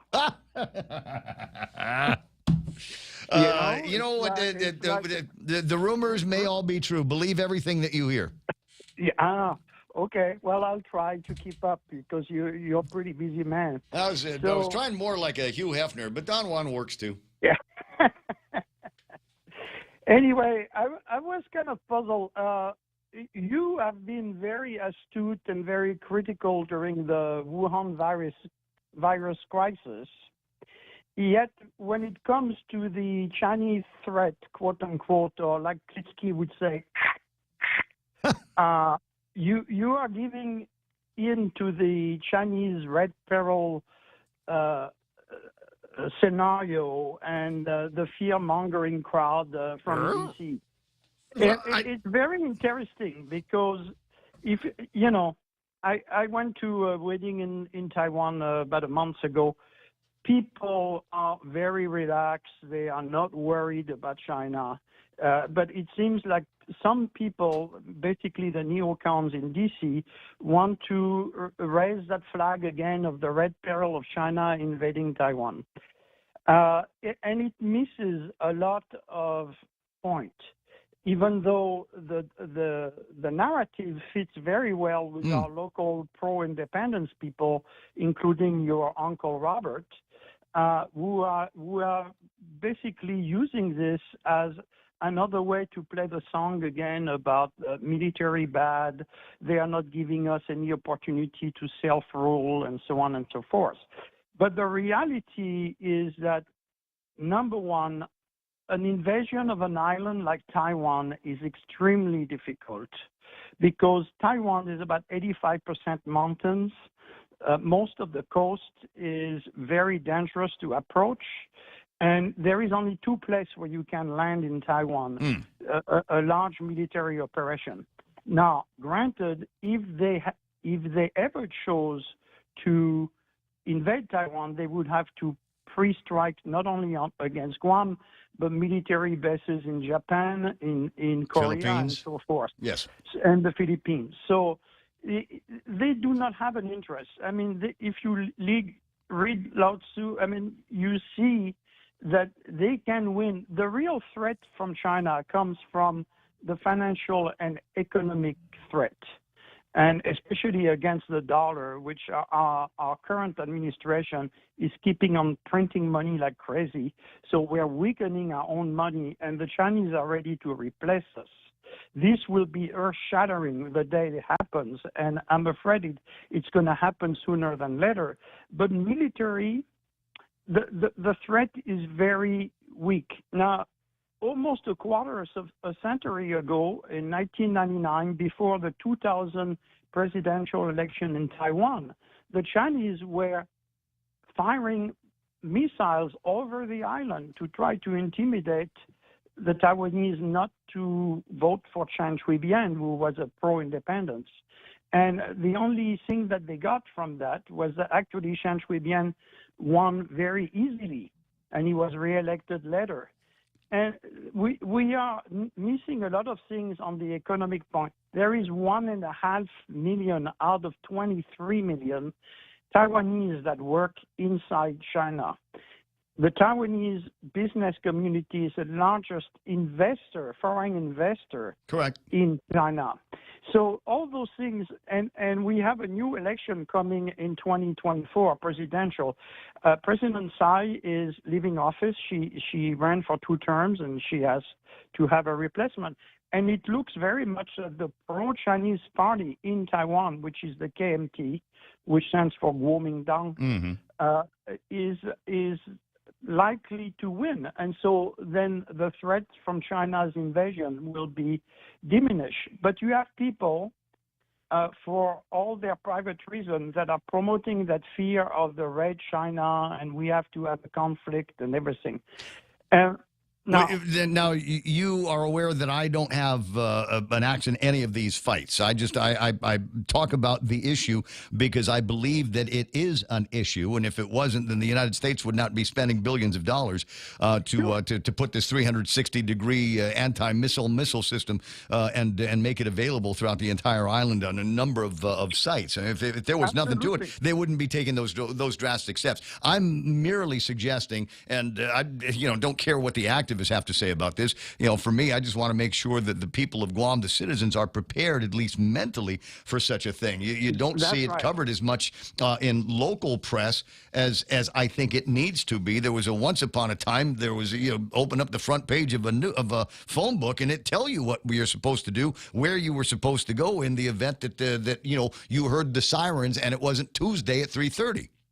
That's correct, and then so that's where I'm headed. I'm not, whatever the narratives happen to be from other people. That's not my narrative. I'm just, simply asking people to make preparations. And that's where I think Dave Lutz is partially correct in saying we do not have a civil defense that is ready to do anything. Now, we should recognize, and Dave is right on this, that we have almost no civil defense, no shelters, no bomb shelters of any kind. We could have a program for private individuals, I don't know, with tax incentives to build their own shelters. You can get the NBC bomb shelter for around $25,000 installed and ready to go. Oh, wow. Right? And you could have at least a third of the civilian population being in private shelter. It's been done in Singapore. It's done in Switzerland. The Japanese are doing it. So it's absolutely manageable. And then we have the old civil defense shelters that are no longer in use, but that could be remodernized and put back in place. There was a time I wanted not doing anything. Frenchie, wrong, and I might be, but is there not a wall over at the Angel Santos Park where they have the old caves that the slave labor built during the Second World War? Is that not a designated air raid shelter? But I don't think they have air raid or fallout. They are not up to speed, and they have not been modernized. And on what I understand, they are not able to be used at this time in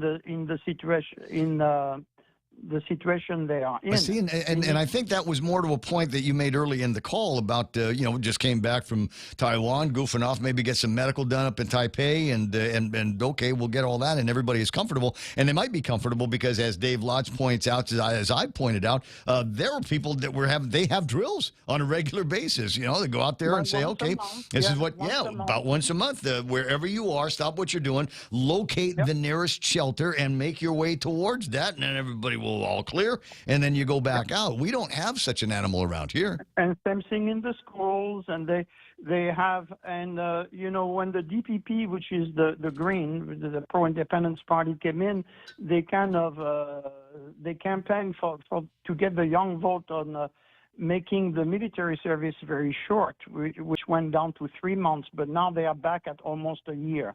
So they recognize there is a need to be ready. At the same time, we have people in D.C. that are saying they're going to bomb TSMC, which is the largest chip maker in the world, located in Tainan, in case China invades. I mean, what message are we sending to the Taiwanese? We're going to bomb you if you get invaded. Yeah. So I mean, but we all recognize that the island is in peril, and the Chinese have upped their capabilities now to the degree that they're able to use those new capabilities. If they've got actual strategy behind some of them, or is it just a new shiny military toy? Is that something that we need to be worried about? There are other ways they could blockade the island. They could blockade this island, maybe. That's the most likely scenario. Would be a blockade of the island, and which would not entail large military scale operation. And I don't think that the Chinese right now, who have to worry about feeding 1.4 billion people every day, have to go on a military adventure while their main goal is to reopen the Silk Road, which goes through Ukraine, and therefore that's why they are pushing for a peace treaty in Ukraine with the Russians. Yep. And they have been very successful making a peace treaty between Iran and their opposing brothers in Saudi Arabia. So we are missing a lot of the issues on this thing. I think it needs to be talked about. I'm glad you're bringing it over. I am dubious on the what you would say the agenda. The agenda of some groups on the island that are using this once again to push for that anti-military song and so forth. And it kind of reminds me of Neville Chamberlain before World War II, when you know, they were basically saying the military is making a target of us, while, you know, the military is just trying to be prepared. And which is something not bad considering how the Biden administration is running the military right now, which is a disaster. Oh my God! Well, just you need to. All you got to do is remember Afghanistan, and there go the best and the brightest of our military thinkers, and planners and executors. There were guys on the ground. I interviewed guys that had served there and knew many of the people that were in danger of being left behind, and then to watch as it happened in real time, all of their worst nightmares come true. That was just it absolutely blew me away. In the Guam Daily Post, they had what do you call it? One of those surveys. I wanted to find out how people felt about this 360-degree missile system that they want to build on Guam. And I think the results are in, and there are still 23% of the people that responded to the survey thought it was a lousy idea. And I'm going, wait. Do you have any idea? Do you know what these things are supposed to do? Do you hate it just because it's a military thing, or do you have any idea what could happen to us if one or two of those stray missiles from the Chinese or the North Koreans makes its way through? 23% said no, we do not support the development of a 360-degree missile defense system. They're going to be very vocal. They're going to be very. It's like you know that old movie Casablanca, right? When the French the captain say, round up all the usual suspects. Yes, exactly. It's all the usual suspects. One of my father's favorite lines from the movie. Yeah. Here's the deal. The 360-degree missile defense system. That's what it's for. Go and in real time watch what's happening in Israel. And the Palestinians are firing rockets again, and the Israelis don't cotton to that. They don't put up with it, and they're firing rounds back. And then all of a sudden everybody's going to go, oh, the poor Palestinian babies, they're getting crushed by these Israeli rockets. Well, who's firing first? What's the matter with you people? Yeah, but that's what we're missing is a lot of people that think independently and that can be critical while recognizing that we have issues that need to be addressed. One of them is a civil defense. I was at the thing at the UOG with the Taiwanese Bureau. They had a panel that Ron McNich did. And I was amazed, you know, Betis was attacking the naval captain that was there trying to be building bridge, and he was lobbing every cheap shot that he could at this. And basically it made me realize that those people are not there to have a debate. They are there to advance an agenda. And it's very sad. Yeah, I had thought about attending, and when I saw the speakers list, I thought, you know, with all due respect to the people that were there, I think there was at least one other rank that needed to be identified, and a higher level of management, if you will, needed to be at that get together, and that would have given it, in my mind, a whole lot more credibility, and perhaps been able to the degree that you could insulate the agendas and the bias.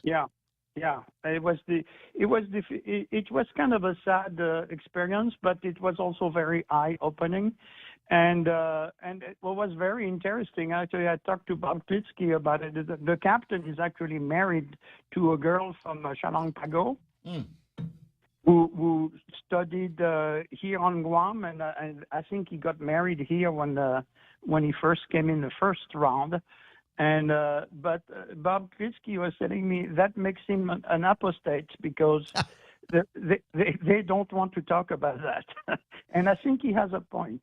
As he usually does. That's why thousands tune in every afternoon around 4. It's closing in on 9 o'clock this morning. Frenchie, always a delight hearing from you. And I hope I've been able to clarify my position here. I don't have any other agenda. I have no other narrative. I'm very, very concerned about the threat that China poses to Taiwan and by extension Guam. In order to do anything in Taiwan, they're going to have to neutralize to whatever degree possible any of our defensive capabilities or our ability to come to their aid. And it just seems to me that that's on, every time they've run the war game on this, Guam has been taken out first.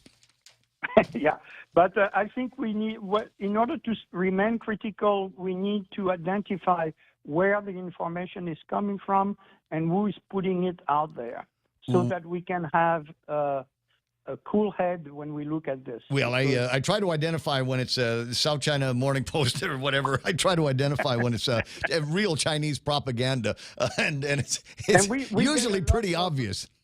We get a lot of Washington, D.C. propaganda that doesn't have our best interest in mind either. And unfortunately, Jim Moylan is biting on this hook and sinker.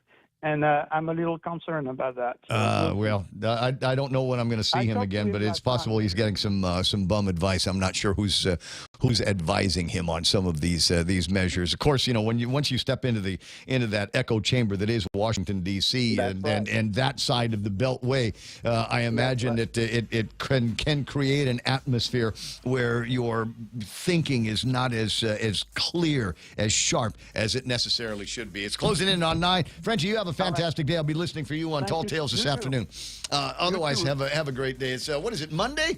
Last hour of the program, we go into what I call the small talk portion of the program. If there's something you want me to talk about that has got some meaning and some depth, well, I might still be able to have the sharpness and clarity to be able to bring that to the other listeners of The Point. Stand by now for Fox News. Will there be a breakthrough? I'm Joe Chiro, Fox News. Negotiations continue between House Republicans and the White House to avert a potential default before what the Treasury says is a June 1st deadline to raise the debt ceiling. Speaking on CBS's Face the Nation, National Economic Council Director Lael Brainerd says Congress is fully capable of doing what it's done 78 times before. The most important thing is making sure that Congress fulfills its basic responsibility to avert default. House Republicans say they'll only raise the debt ceiling if the Biden administration agrees to deep spending cuts. President Biden told reporters today a meeting with Republicans on the debt ceiling may be Tuesday.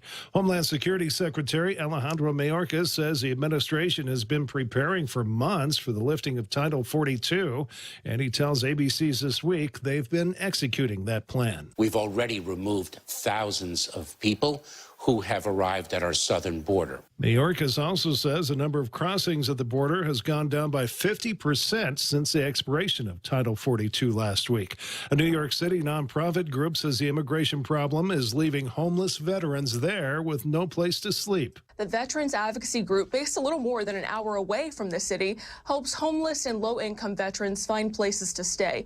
A spokesperson for the nonprofit telling Fox News in part, our veterans were housed in several hotels that were preparing to receive migrants from New York City.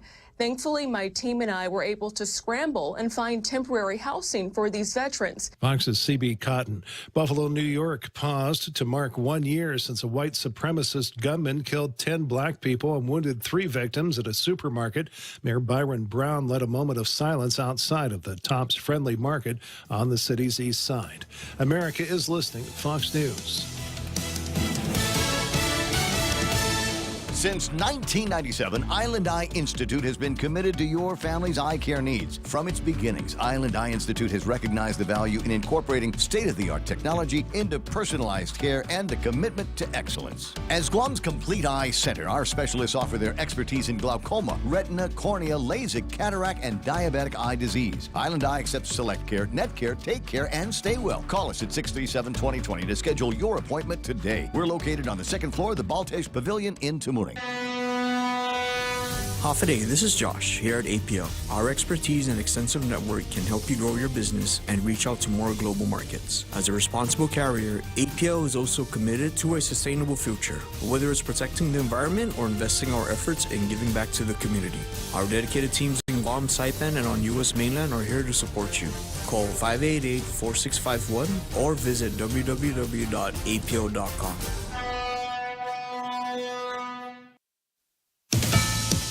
There have been differing reports from Turkey as to whether that country's President Erdogan is leading the opposition candidate from Sunday's election that could have a profound effect on the country that spent the last 20 years tilting away from NATO allies. Fox's Jonathan Savage reports from our European Bureau. It may have the second biggest military in NATO, but it buys its missiles from Russia. Turkey is a crossroads between East and West.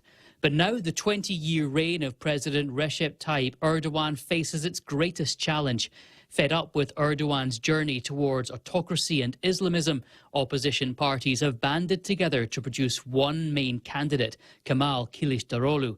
Helping his cause is the crashing economy, and President Erdogan has been fiercely criticised for his government's response to February's earthquake. Jonathan Savage, Fox News. An annual event kicks off in the nation's capital this week, honoring the work of police officers. Tens of thousands of law enforcement officers come to Washington, D.C. each year to participate in National Police Week, a series of events honoring those who serve and have paid the ultimate sacrifice. This year's festivities include a police vehicle display at the U.S. Capitol Reflection Pool, a candlelight vigil sponsored by the National Law Enforcement Officers Memorial Fund, seminars sponsored by Concerns of Police Survivors, as well as music, food, and drinks. National Police Week originally started as a memorial service in 1982, with roughly 120 survivors and supporters gathering in Senate Park. A full list of events can be found at policeweek.org. Kristen Goodwin, Fox News. A Sherpa guide has scaled Mount Everest for the 26th time, matching the record set by a fellow Nepalese guide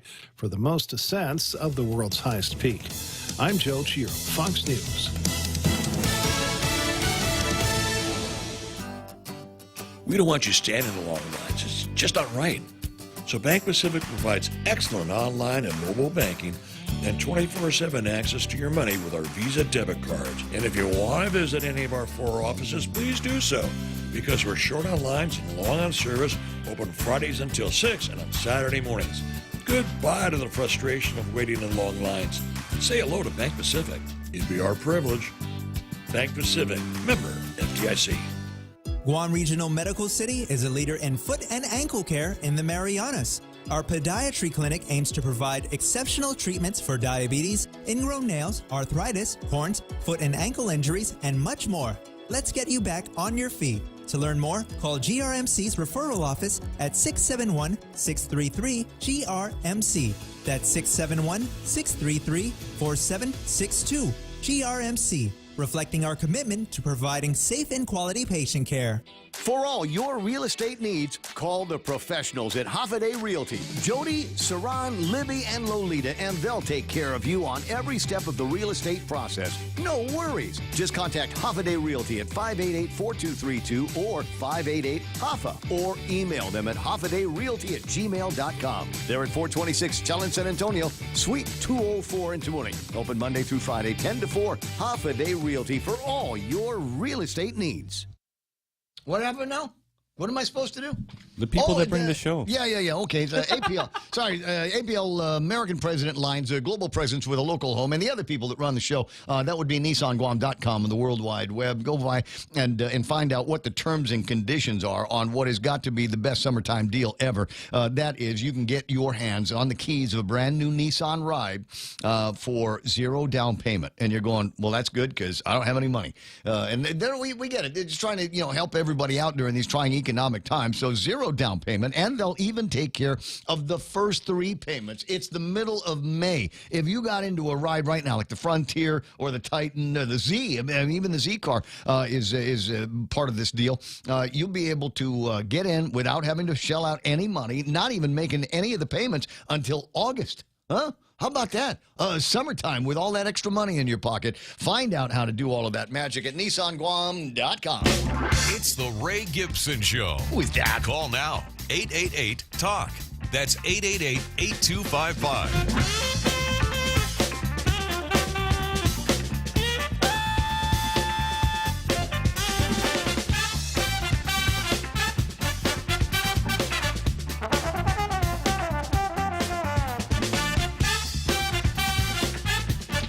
Da-da-da-da-da. 23% go, what? Missile defense system? We don't need stuff. That's what we're going to do. We're going to talk these people out of nuclear annihilation.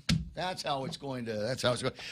Trust but verify is an old Reagan phrase, and I think that's the deal here. Is we go in and armed with our best intentions, but we ought to be prepared. If you want to bring us after 9 o'clock in the morning, Frenchie in the last hour, a little bit of time with me, and probably the longest conversation that we've ever had, I think. And I thought he was going to take me to task for talking too much about this China threat. Because I think he's worried that it'll be like, oh man, we got to, it's America. We wouldn't have this problem if we didn't have the American military here on Guam. This would not even be a thing. If it wasn't, we'd have somebody else's military here. If it weren't for the United States military that we've got, and more on the story that I was reading earlier. U.S. readying for Chinese hypersonic attack on Guam, and they're going to spend $1 gazillion. We do need to be concerned. Look, even the Pentagon is concerned enough that they say, yeah, here's what we got to do. We've got to shore up our defenses on Guam. We just cannot have China or North Korea throw something up in the air and take everything that we've invested in the last 70 plus years and make that all go to waste. So we're going to have to defend all of every man, woman, and child on Guam, whether they know somebody in uniform or not, is going to be protected by today's pretty sophisticated equipment, but not even been invented yet. And they're going to be throwing all kinds of money at development there. But it is kind of interesting, this article from an almost kind of, 60s Japanese era movie. They're talking about, while it may be possible to build some portions of the Aegis Ashore system as an extension of the sprawling Andersen Air Force Base, they also mentioned that building an underground facility at Guam's southern. Can you imagine that, real Joe?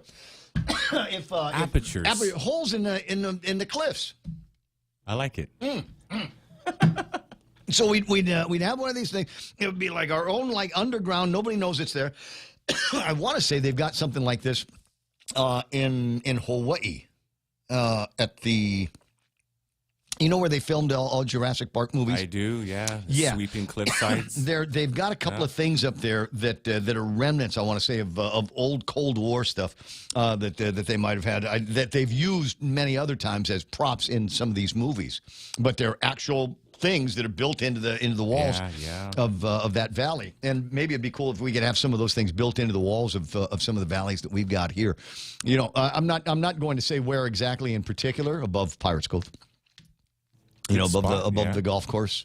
Yeah. And just if they get frisky with us, all of a sudden you can hear these massive doors opening up, and then coming out of them is diamond tip weapons of war with propellers, and they're not jets, things that go just fly right out there and then close up like they never knew that they were there, that we had these capabilities. I think that's cool. Interceptor missiles being fired from holes in the mountainsides that we've got here on Guam. I'm sorry, that's just fun. One of the other points that they want to make here is maybe to decentralize as much as possible. There's a management tool here. Parallel with toughening Guam's missile defenses, Abrams, another one of these guys they interviewed to the article, says that the U.S. must reduce its extreme reliance on Guam by dispersing its assets more widely in the Pacific. Now, the activists are going to say, are we paying enough rent for that? Are we getting enough federal money? Can we milk this some more? Can we strongly milk it like the governor did for that land in exchange for taking in those young men and women aboard the Teddy Roosevelt? That was an interesting article, right? If you're wondering what I'm talking about, I read an article this morning from, if you're wondering what I'm talking about, welcome to the Ray Gibson Show. I read an article this morning from Stars and Stripes last week, and it had nothing to do with Mother's Day, although I will say that it was from almost a paternalistic mode that I remember when the Teddy Roosevelt was here and pulled out. Then we've heard that they got COVID-19. Who knew about, in March of 2020? I mean, everybody thought, oh, my God, it's a death sentence for every man and woman on that boat unless we can bring them to safety. And safety and safe harbor was here on Guam. And there were a bunch of people. There were voices then that said, wait a second, what are we doing here? Taking this aircraft carrier, it's got COVID-19 on it. My God, we'll get COVID-19 on everything then. And I said, there are men and women aboard that ship. They're sons and daughters of Guam. Those are their shipmates. Those are their comrades in arms. And the same way that if they came to us, Mom, I'm sick, and my buddy's sick. Mom would take care of both of them, right? And that's the way we've got to look at it. We always had to look at it from that perspective. These are our children and their friends. And the same way that they'd be welcome in any of our homes for that reason alone. And that's the reason why we're taking in the Teddy Roosevelt. And that was supposed to, I guess, in the mind of Luli and Guerrero, turn into, hey, can we get some land for a hospital? Brathwaite, the then Secretary of the Navy, was very accommodating and said, yeah, well, maybe we can put that on a list of lands to be returned. And then they said, no, don't give it back to us. Let us lease it. How much? I don't know. Nobody knows. Let's do that. Nobody knows. Nobody knows. And we're not telling anybody either. And it wasn't until Doug Moylan was able to see some of the bits and pieces of that actual lease that we come to terms with what that dollar amount could have been. And also that it needed to get blessed by the men and women of the 37th Guam Legislature, 9:14 in the morning. There's so much in my head. I'm sorry. I've got to work really hard to get it out. A couple of things. When I came in this morning, there was a box on my desk. And the contents of the box, I feel bad. You remember a week before we were talking about that hydration supplement? I do, the IV. The IV, right? Yeah. What was it called? Something IV? Miracle IV? Fake ID? It's some kind of, Okay, so I... multivitamin mineral blast for your body. So I got it. It came in, but it's the wrong brand. This is the Hydromate Hydration Accelerator. I'm assuming that it does the same thing. And so here, my friends, begins the great experiment. Everybody says the way that you're supposed to use this is that it will, I don't know, take the edge off of a rough morning. For a variety, Nicholas, who chimed in on the WhatsApp, says, yes, you can use this while you're exercising. It is a great exercising supplement. Night, then, yeah, you ought to be able to take the edge off of that as well. And I thought, well, that makes it something interesting, and I have to try it. So this morning, I opened up one of these. It's a little Hydromate, and I guess the idea is you put it in whatever you're drinking, shake it up, and then you drink that. And it is a hydration accelerator, whatever the hell that means. Salt. It's sodium. When I got to the bottom of the cup, yeah, it had a distinct salty flavor. It says morning recovery. Travel support. I don't know what that means either. And jumpstart your day. And there's a little picture of a Valentine with a little EKG symbol on it. It says, jumpstart my day. So I've had this with Ann cup of coffee, a Mr. Brown coffee this morning, and regular water. So I've added it to the rotation this morning. You're glowing, man. Am I? Yeah. I think it's just a reflection of the shirt. I think it's that. Well, I did get grill marks yesterday. Yeah, you did. Yeah, I did. I got grill marks yesterday. A little sun-kissed. Yeah, because it was one of those, I was thinking, I could sit in the backyard or just, be on social media. And I thought, no, I'm going to go to the beach and see what beachy was like. Even in the shade, you probably got it. No, I don't go. No, I sound like my hydration has been accelerated. As my recovery, am I sounding more recovered here this morning? Is there lucidity and at least a little bit of the conversation that we're having? Has my day jump-started? Am I energized? So I've got a whole bunch of these things, and I will try. They come in different flavors. The one I had this morning was fruit punch. There's an orange citrus, a lemon lime, and I'm going to give you the peach iced teas. Aww. I don't like peach iced tea. Yeah? Yeah, I'm not crazy. There's something about the aftertaste of the fake peaches in particular. So I'll let you have some of those. Anyway, 9:18 in the morning, and I'll let everybody else know what's going on and what the big deal is with all of this stuff. Items in the table of contents. Haven't necessarily had a chance to go through everything. See, they've got a specimen, if you will, from all of the other states. And there are times, and we've heard this going back even the old Juan Pat days, where there are things that they make available to states, but sometimes not territories, for whatever reason. And Jimmy thinks that, you know what, maybe if we'd had a statue in there with a little tiny inscription about so-and-so and freedom, and just all of everything there is to know about America, all encapsulated in one person, maybe that would end the iniquity, if you will, and put more balance, I suppose, between the needs of the unique needs. Swear to God, I'm not trying to trigger Klitsky. The unique needs of the colonized. Okay, now I'm triggering Frenchie. The unique needs of the people of Guam versus the other members of the states. And maybe we will all be treated the same in the end if there was just this statue. Now, there are a lot of people going to give Jimmy a hard time about that. Cousin Troy did on the Candidate, saying, what, you got to be kidding. Have we solved all of the other problems that we've got here? Really? We got to worry about... When they gave us all of that money, I said, there's no way we're going to be able to spend all of it. And they said, come on, Ray, it's Gov Guam. In a heartbeat, they could spend the money. Now, there's certain needs for efficiency and the availability of the people that would do the work associated with that spend. You know, it's not like we could all just go out and buy brand new trucks and golf carts and bulletproof vests. I mean, somebody'd actually have to construct something, and that's what they're talking about over at the Department of Education, and they're worried that they're not going to be able to use all of the ARPA money that they've got. Governor Guam sitting on $220-some-odd million that's supposed to go for this hospital that we are not going to build out in Lalu, and then they're talking about putting it in Radio Barragata and up at Atacao, and I'm going, why do we continue the charade of thinking there is another place to put the hospital?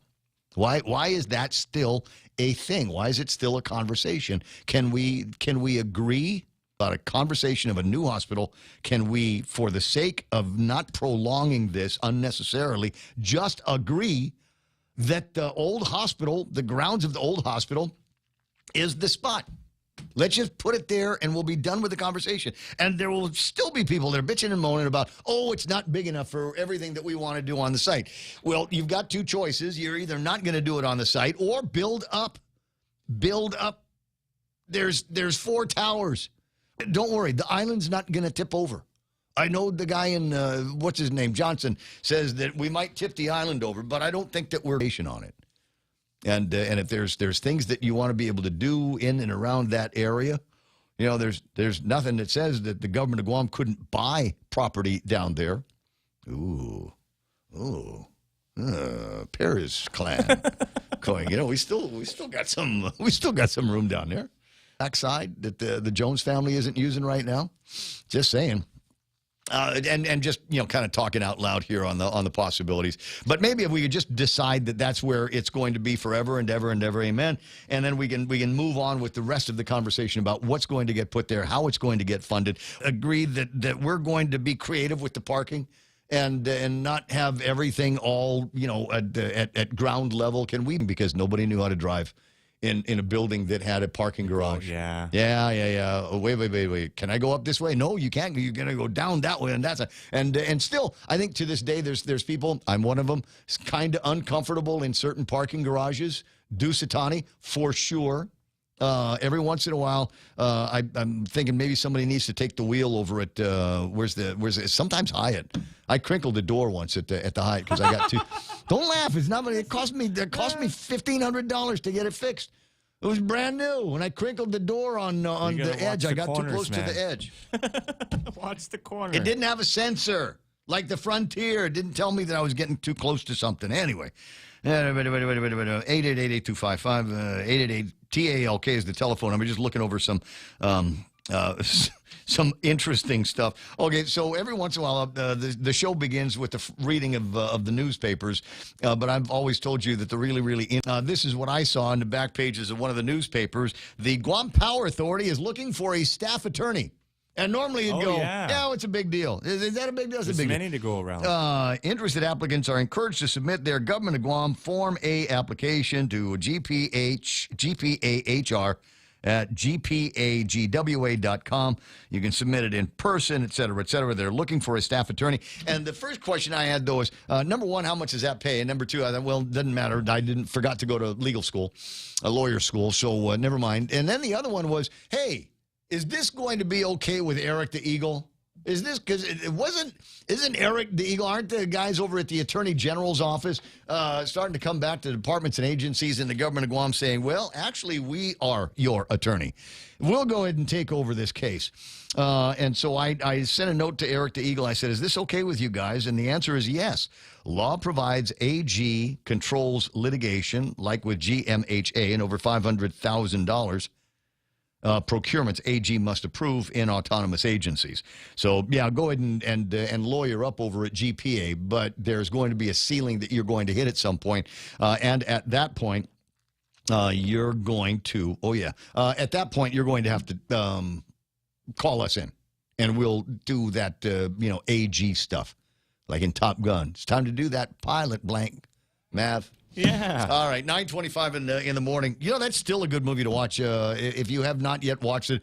I think like the guy equivalent of Titanic is just watching Top Gun over and over and over again. I'm sorry. You start mouthing the words, right? It is. Now, there's another thing that I like to look at in the newspapers. I'm crazy about it whenever it's there, is the story of what's happening with the Alcohol and Beverage Commission at the Department of Revenue and Taxation. They've gotten bigger, and I think the open government law has changed the way I view the ABC. It's like a working organization, and I know some of the people that are on it. I'm kind of delighted to see the items that they will post from time to time in their open government notices. New business, blah blah blah. Alcohol beverage license applications at Gringo's Taqueria, and which is a new business. Somebody's taken over Shady Lady, and there's another new business down there called Nori Lounge. What do you suppose the ladies' drinks are priced at Nori Lounge? You suppose $25-$30. You know what? I might be getting this completely wrong. Nori Lounge could actually be, yeah, right. Saigon tea, or Nori Lounge could actually be, someplace like super fancy, like where do you go after you've had the best over at Dusitani and Tsubaki Towers? We're going to the Nori Lounge. Anyway, so they're also looking for temporary alcohol beverage license applications for the Jokoi Comedy Show. And the beneficiaries are the guys that are asking for that temp license are the Pacific War Museum. The Asahi Association of Guam is seeking a temporary alcoholic beverage license for their Summer Bash event. The Father Dueñas class of AD7 is apparently going to be promoting the Electric Island Festival Year X event. And Yoji Endowment is doing a CNA's art exhibit opening for which they require a temporary alcoholic beverage license application. Why can't Joe Coy promoters get one of their own? Do we go to something that feels like it's a kind of an NGO, nonprofits, and say, well, we'd like to make the money, of course, but we'd like to share the opportunity to make some money with these little NGOs like the Pacific War Museum. All right, well, that's an interesting connection that we've got going on there. We've got a couple of other trade names and things like that and other events that they're going to be doing. But the other important thing that they're going to be talking about at this particular meeting is the alcohol beverage control seizures that they did in January, February, and in April of this year. It was kind of interesting to hear, number one, that they were out there surveilling some of these businesses with ABC licenses and shutting them down if they continued to sell alcohol past that magic alcohol selling hour. The after party. You know, as Daddy always says, nothing good happens after midnight, even less so after 2 o'clock in the morning, where they should have put in their last orders, correct? So, correct. Yeah, and apparently they seized, significant amounts of booze, hundreds of thousands of dollars. So what happens? Do they auction that off or spill it, Ray? Oh, man, that's alcohol abuse, bro. Wow, that's a Yeah, waste. so in my mind, I think, maybe they ought to just okay, we're going to seize this. We'll give it back to you. Let's throw a party. We'll give it back to you after you've suffered, after you haven't been able to open your business. And at least one of the businesses came out, never mind the fact that they had their inventory seized and they were shut down by the ABC. They said, hey, we're under construction. We're taking a construction break right about now. So if we're not open for the next, 90 days or so, come on back. We'll have the all new and improved Bar XYZ. This is also kind of interesting. They've got other discussions, including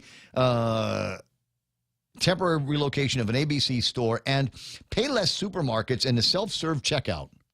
Now, remind me of something. I don't know that this needs to turn into a full-blown, interview, but it is kind of interesting that they're doing this. Do we have self-serve checkouts over at Payless supermarkets at this time? We do. I think Daddy, the mall has it, and Mighty. Really? Other than that, I haven't seen them anywhere else. Okay, so if you are under the age of 18, will you be able to purchase a six-pack or a bottle or two? Because you're using the self-serve. How do we check and make sure that that's what's happening at the self-serve? Because otherwise, it's the same thing as back in the olden days, where your folks would give you $5 and you'd walk to the mom and pop store down the street and buy cigarettes and beer. I need give me one. I need a Marlboro Red and a Schlitz. You have Oli? I take the Oli.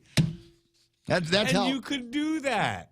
Nobody ever batted an eye at that. Nobody ever. You could. This is a memory lane thing. There was a time, and it made sense. You could go to the movie theater, the old Hoffaday Theater, where we watched Star Wars and Star Treks and Airplane 1 and Airplane 2. And they had, because it was, Calvo Enterprises, for a while, they had a cigarette machine. And it didn't card you. And it did not card you. It didn't care. You put 75 cents in there. Here comes your pack of Benson Hedges Green. No problem. Nobody said anything about it. I mean, there were signs, you shouldn't buy, under the age of 18 or something like that. There's signs, but nobody paid any attention to that. And for the most part, I want to say we all survived that, didn't we?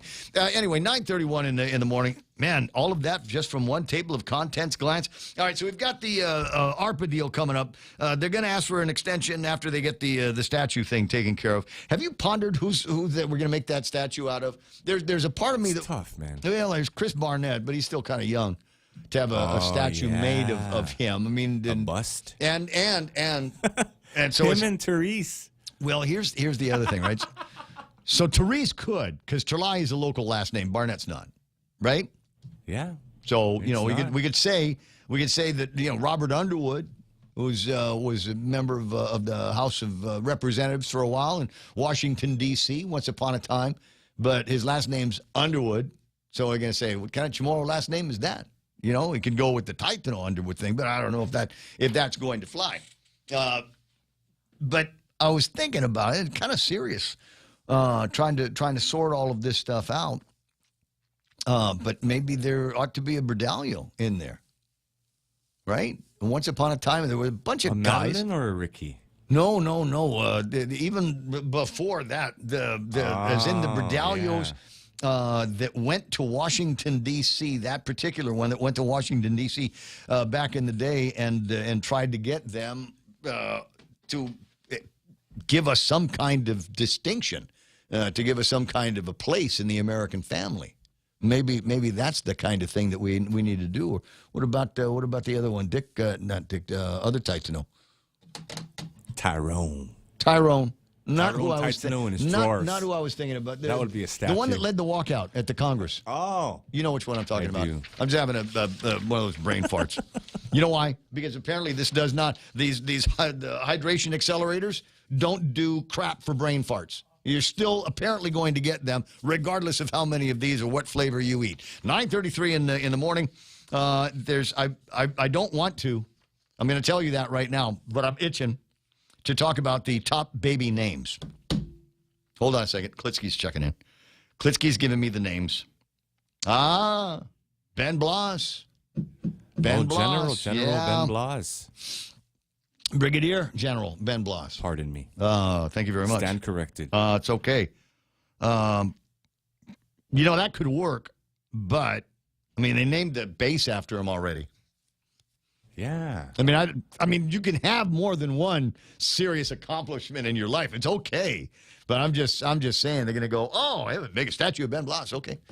But he only got up. Was also a member of Congress for a while, once upon a time. 9:34 on the Ray Gibson Show. You ponder who it might be. Who would your selection be for a statue in Washington, D.C. that will eliminate the inequity caused by our position as a unincorporated territory of the United States of America? The top baby names. I'm doing it anyway. Coming up. Stay there. Celebrating BK's 34th anniversary, Whopper Wednesday is back every Wednesday in May. Visit participating Burger King restaurants and say, I love the Whoppers, and get a free flame-grilled Whopper sandwich with the purchase of any large-size Whopper combo meal. Top off your meal with French fries or onion rings and a refreshing Coca-Cola. Tell your friends and family and enjoy your Whopper Wednesday only in May. Available at BK, Got you Tumon Bay, Micronesia Mall, and the airport. Thank you, Guam, for 34 years. You rule. Struggling to find the perfect Mother's Day gift? Look no further. For a limited time, get a new iPhone 14 on GTA's Live Unlimited plan. And you'll not only make Mom's day, but also get her a free Apple Watch. Help Mom stay connected, monitor her health, and keep track of her fitness goals with just a tap. It's a gift that will make her life easier and more stylish. Don't wait. Head to your nearest GTA retail location and get your iPhone 14 and free Apple Watch today. Happy Mother's Day. GTA. We start with you. Do you experience foot and ankle problems that make it difficult to move forward in life? If so, Guam Regional Medical City is here to help you get back on your feet. At GRMC, our podiatry clinic aims to provide exceptional treatments for diabetes, ingrown nails, arthritis, corns, foot and ankle injuries, and much more. To learn more, contact GRMC's referral office at 671-633-GRMC. That's 671-633-4762.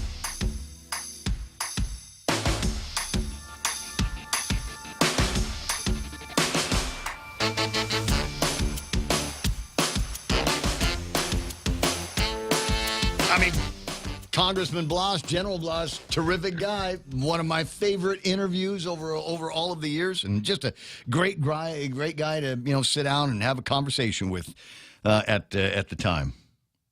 But they already named the base after him. Yeah, and it's like the first new Marine base since Jesus was in boot camp. So I don't know, but I'm looking over a couple of other things here. Maybe there's other characters from Guam's early days when we were trying to figure out where we were going to go in terms of the United States. World War II survivor, United States Marine Corps general, and member of Congress. It's perfect, says Bob Klitsky. All right. If Bob Klitsky is the guy that gets to figure out who the statue is going to be, because we've solved all of our problems now between here and the Congress of the United States of America. High-talking chiefs, the land of the great, the land of the tall Quonset huts. If we just need the statue in there to maybe on a regular basis remind them that we are part of the American family, just as much a part as anybody else, then so be it. A statue of Congressman and General Ben Blas. Maybe we want to maybe we want to have one anyway. Maybe I don't know if the Marines are going to be erecting a statue in his honor at that camp, but maybe we ought to have one around here as well. Maybe in our own Congress, in our own legislature, right? Ought to have something that, pays homage and tribute to some of the great statesmen that have come before the bunch that we've got now. Like, you take a look at the...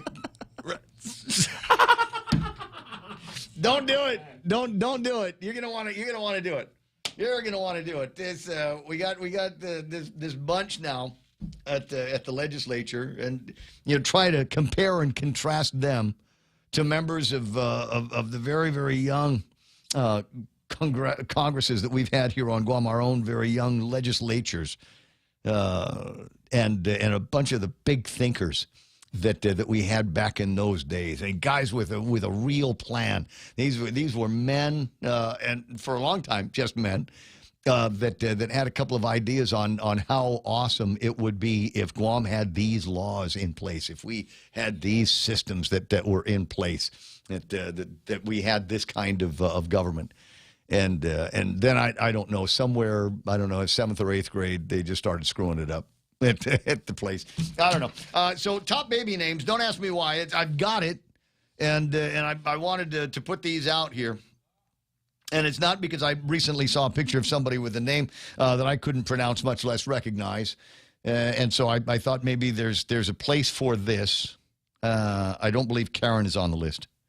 But we'll go girls names first. Somewhere's out there, somebody's listening that's pregnant.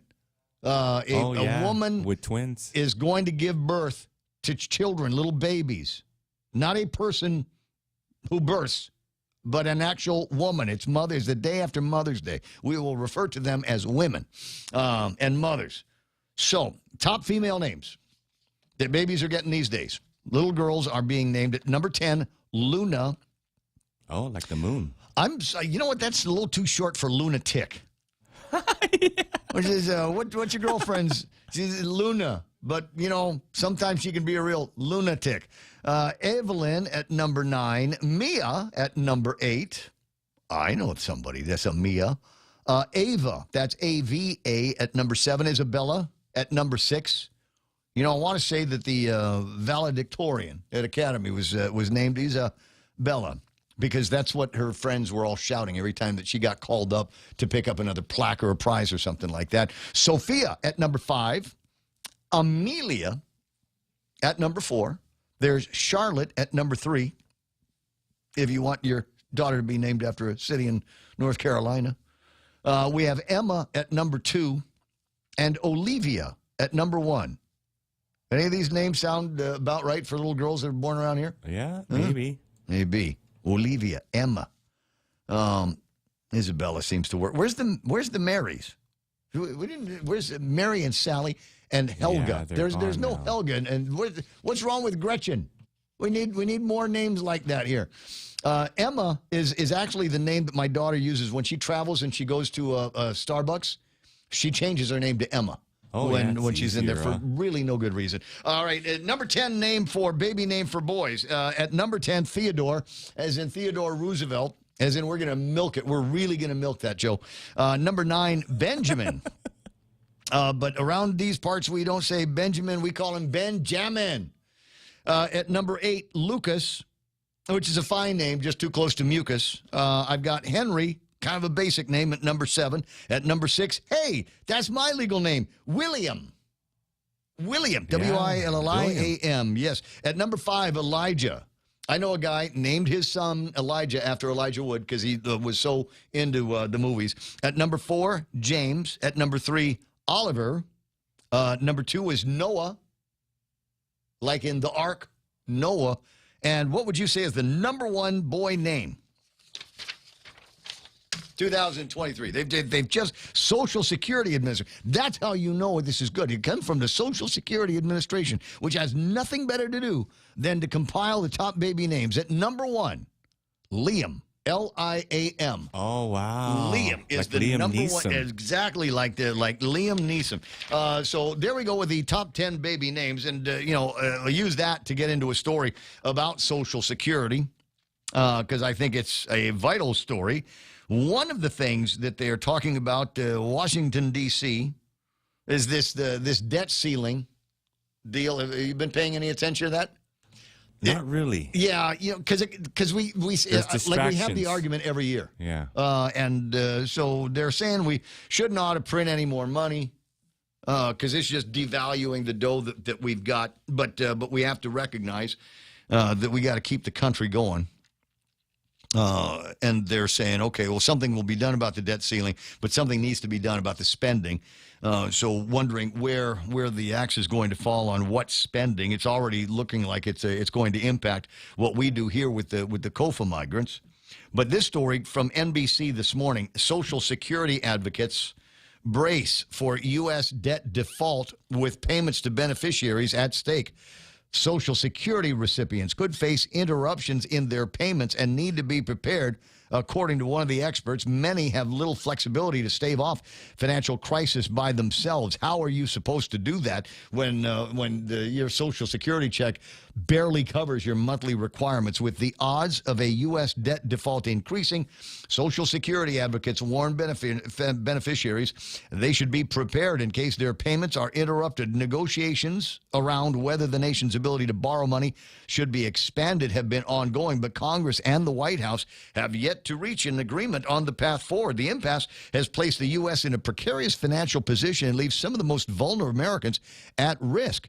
And I don't know. I'm kind of annoyed by this because I've been paying into that since I got the first outside of the family job in my life. And I remember I actually had my little Social Security card on me in my wallet at all times, just in case I was going to get a job somewhere. And at the time, I couldn't figure out how to memorize the, 8 or 9 digits? So I always kept the card, right? Yeah. There was a place that you could go at Hulali, right, where you could get a fake Social Security card stamped in brass. You know, it wasn't good for anything. I mean, like a Social Security card, it wasn't actually good for anything. But at least, you had something that was borderline indestructible. Don't know whatever happened to those companies and those particular products. But that's the way it was back in the old days. I was 16 years old and, I had a moped to get around with. And I'd not yet gotten my driver's license because I kept failing the test. But I was able to get a Social Security card because there's no test. Back in those days, I want to say you went to an office in the PDN building. Wow, there's a memory. When that was one of just a couple of tall buildings out in town. And you could go, and there was a Social Security office, and you could sign up for it, and they'd give it to you. Before too much longer, I want to say it came in the mail. At any rate, so I had one of those things, and I've been working pretty much full-time ever since.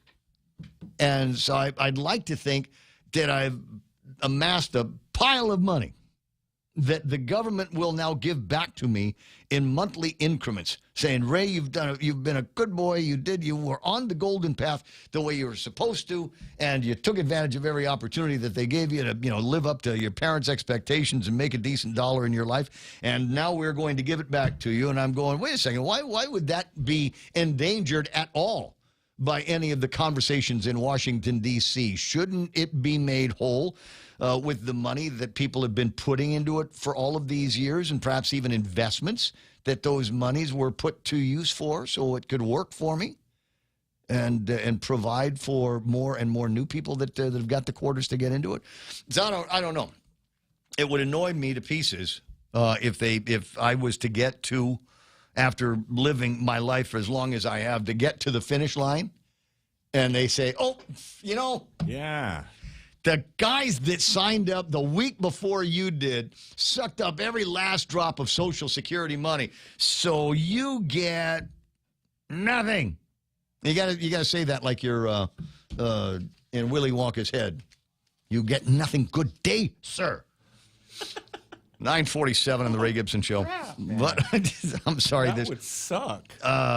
Yeah. So I would, whatever it is that they're doing, keep doing it right for at least another, I don't know, how long am I expected to live here? I guess that depends on what the doctor tells me when I get out of the Philippines. In 12 minutes, it'll be 10 o'clock in the morning. More on the Ray Gibson Show. Do I want to take a break here? Yeah, a little quick break, and I'll come back with more Yak. Stay there.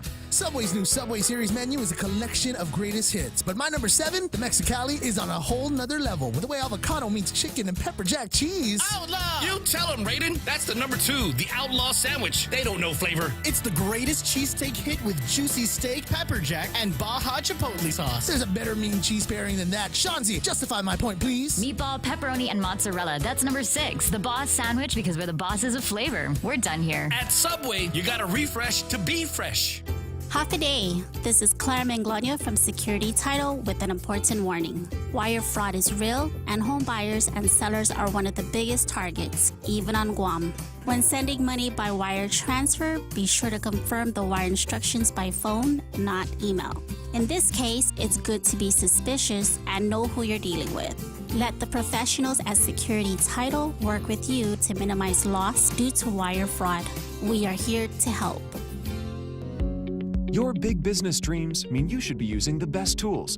At Docomo Pacific, you get the best technology at the best value. Visit business.docomopacific.com to get an instant quote. Docomo Pacific Business. Work better together. Abalay.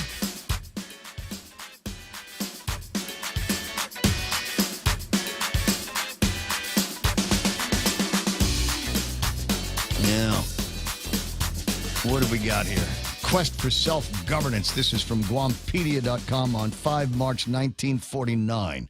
The Guam Congress walked out as a protest against the U.S. naval government and to underscore its quest for a measure of self-government and U.S. citizenship. The protest drew nationwide attention through the press and thereafter fairly quick action by the U.S. Congress and President Harry Truman. Within 2 months of the walkout, Truman submitted a bill to Congress to transfer the administration of Guam from the Navy to the Department of Interior.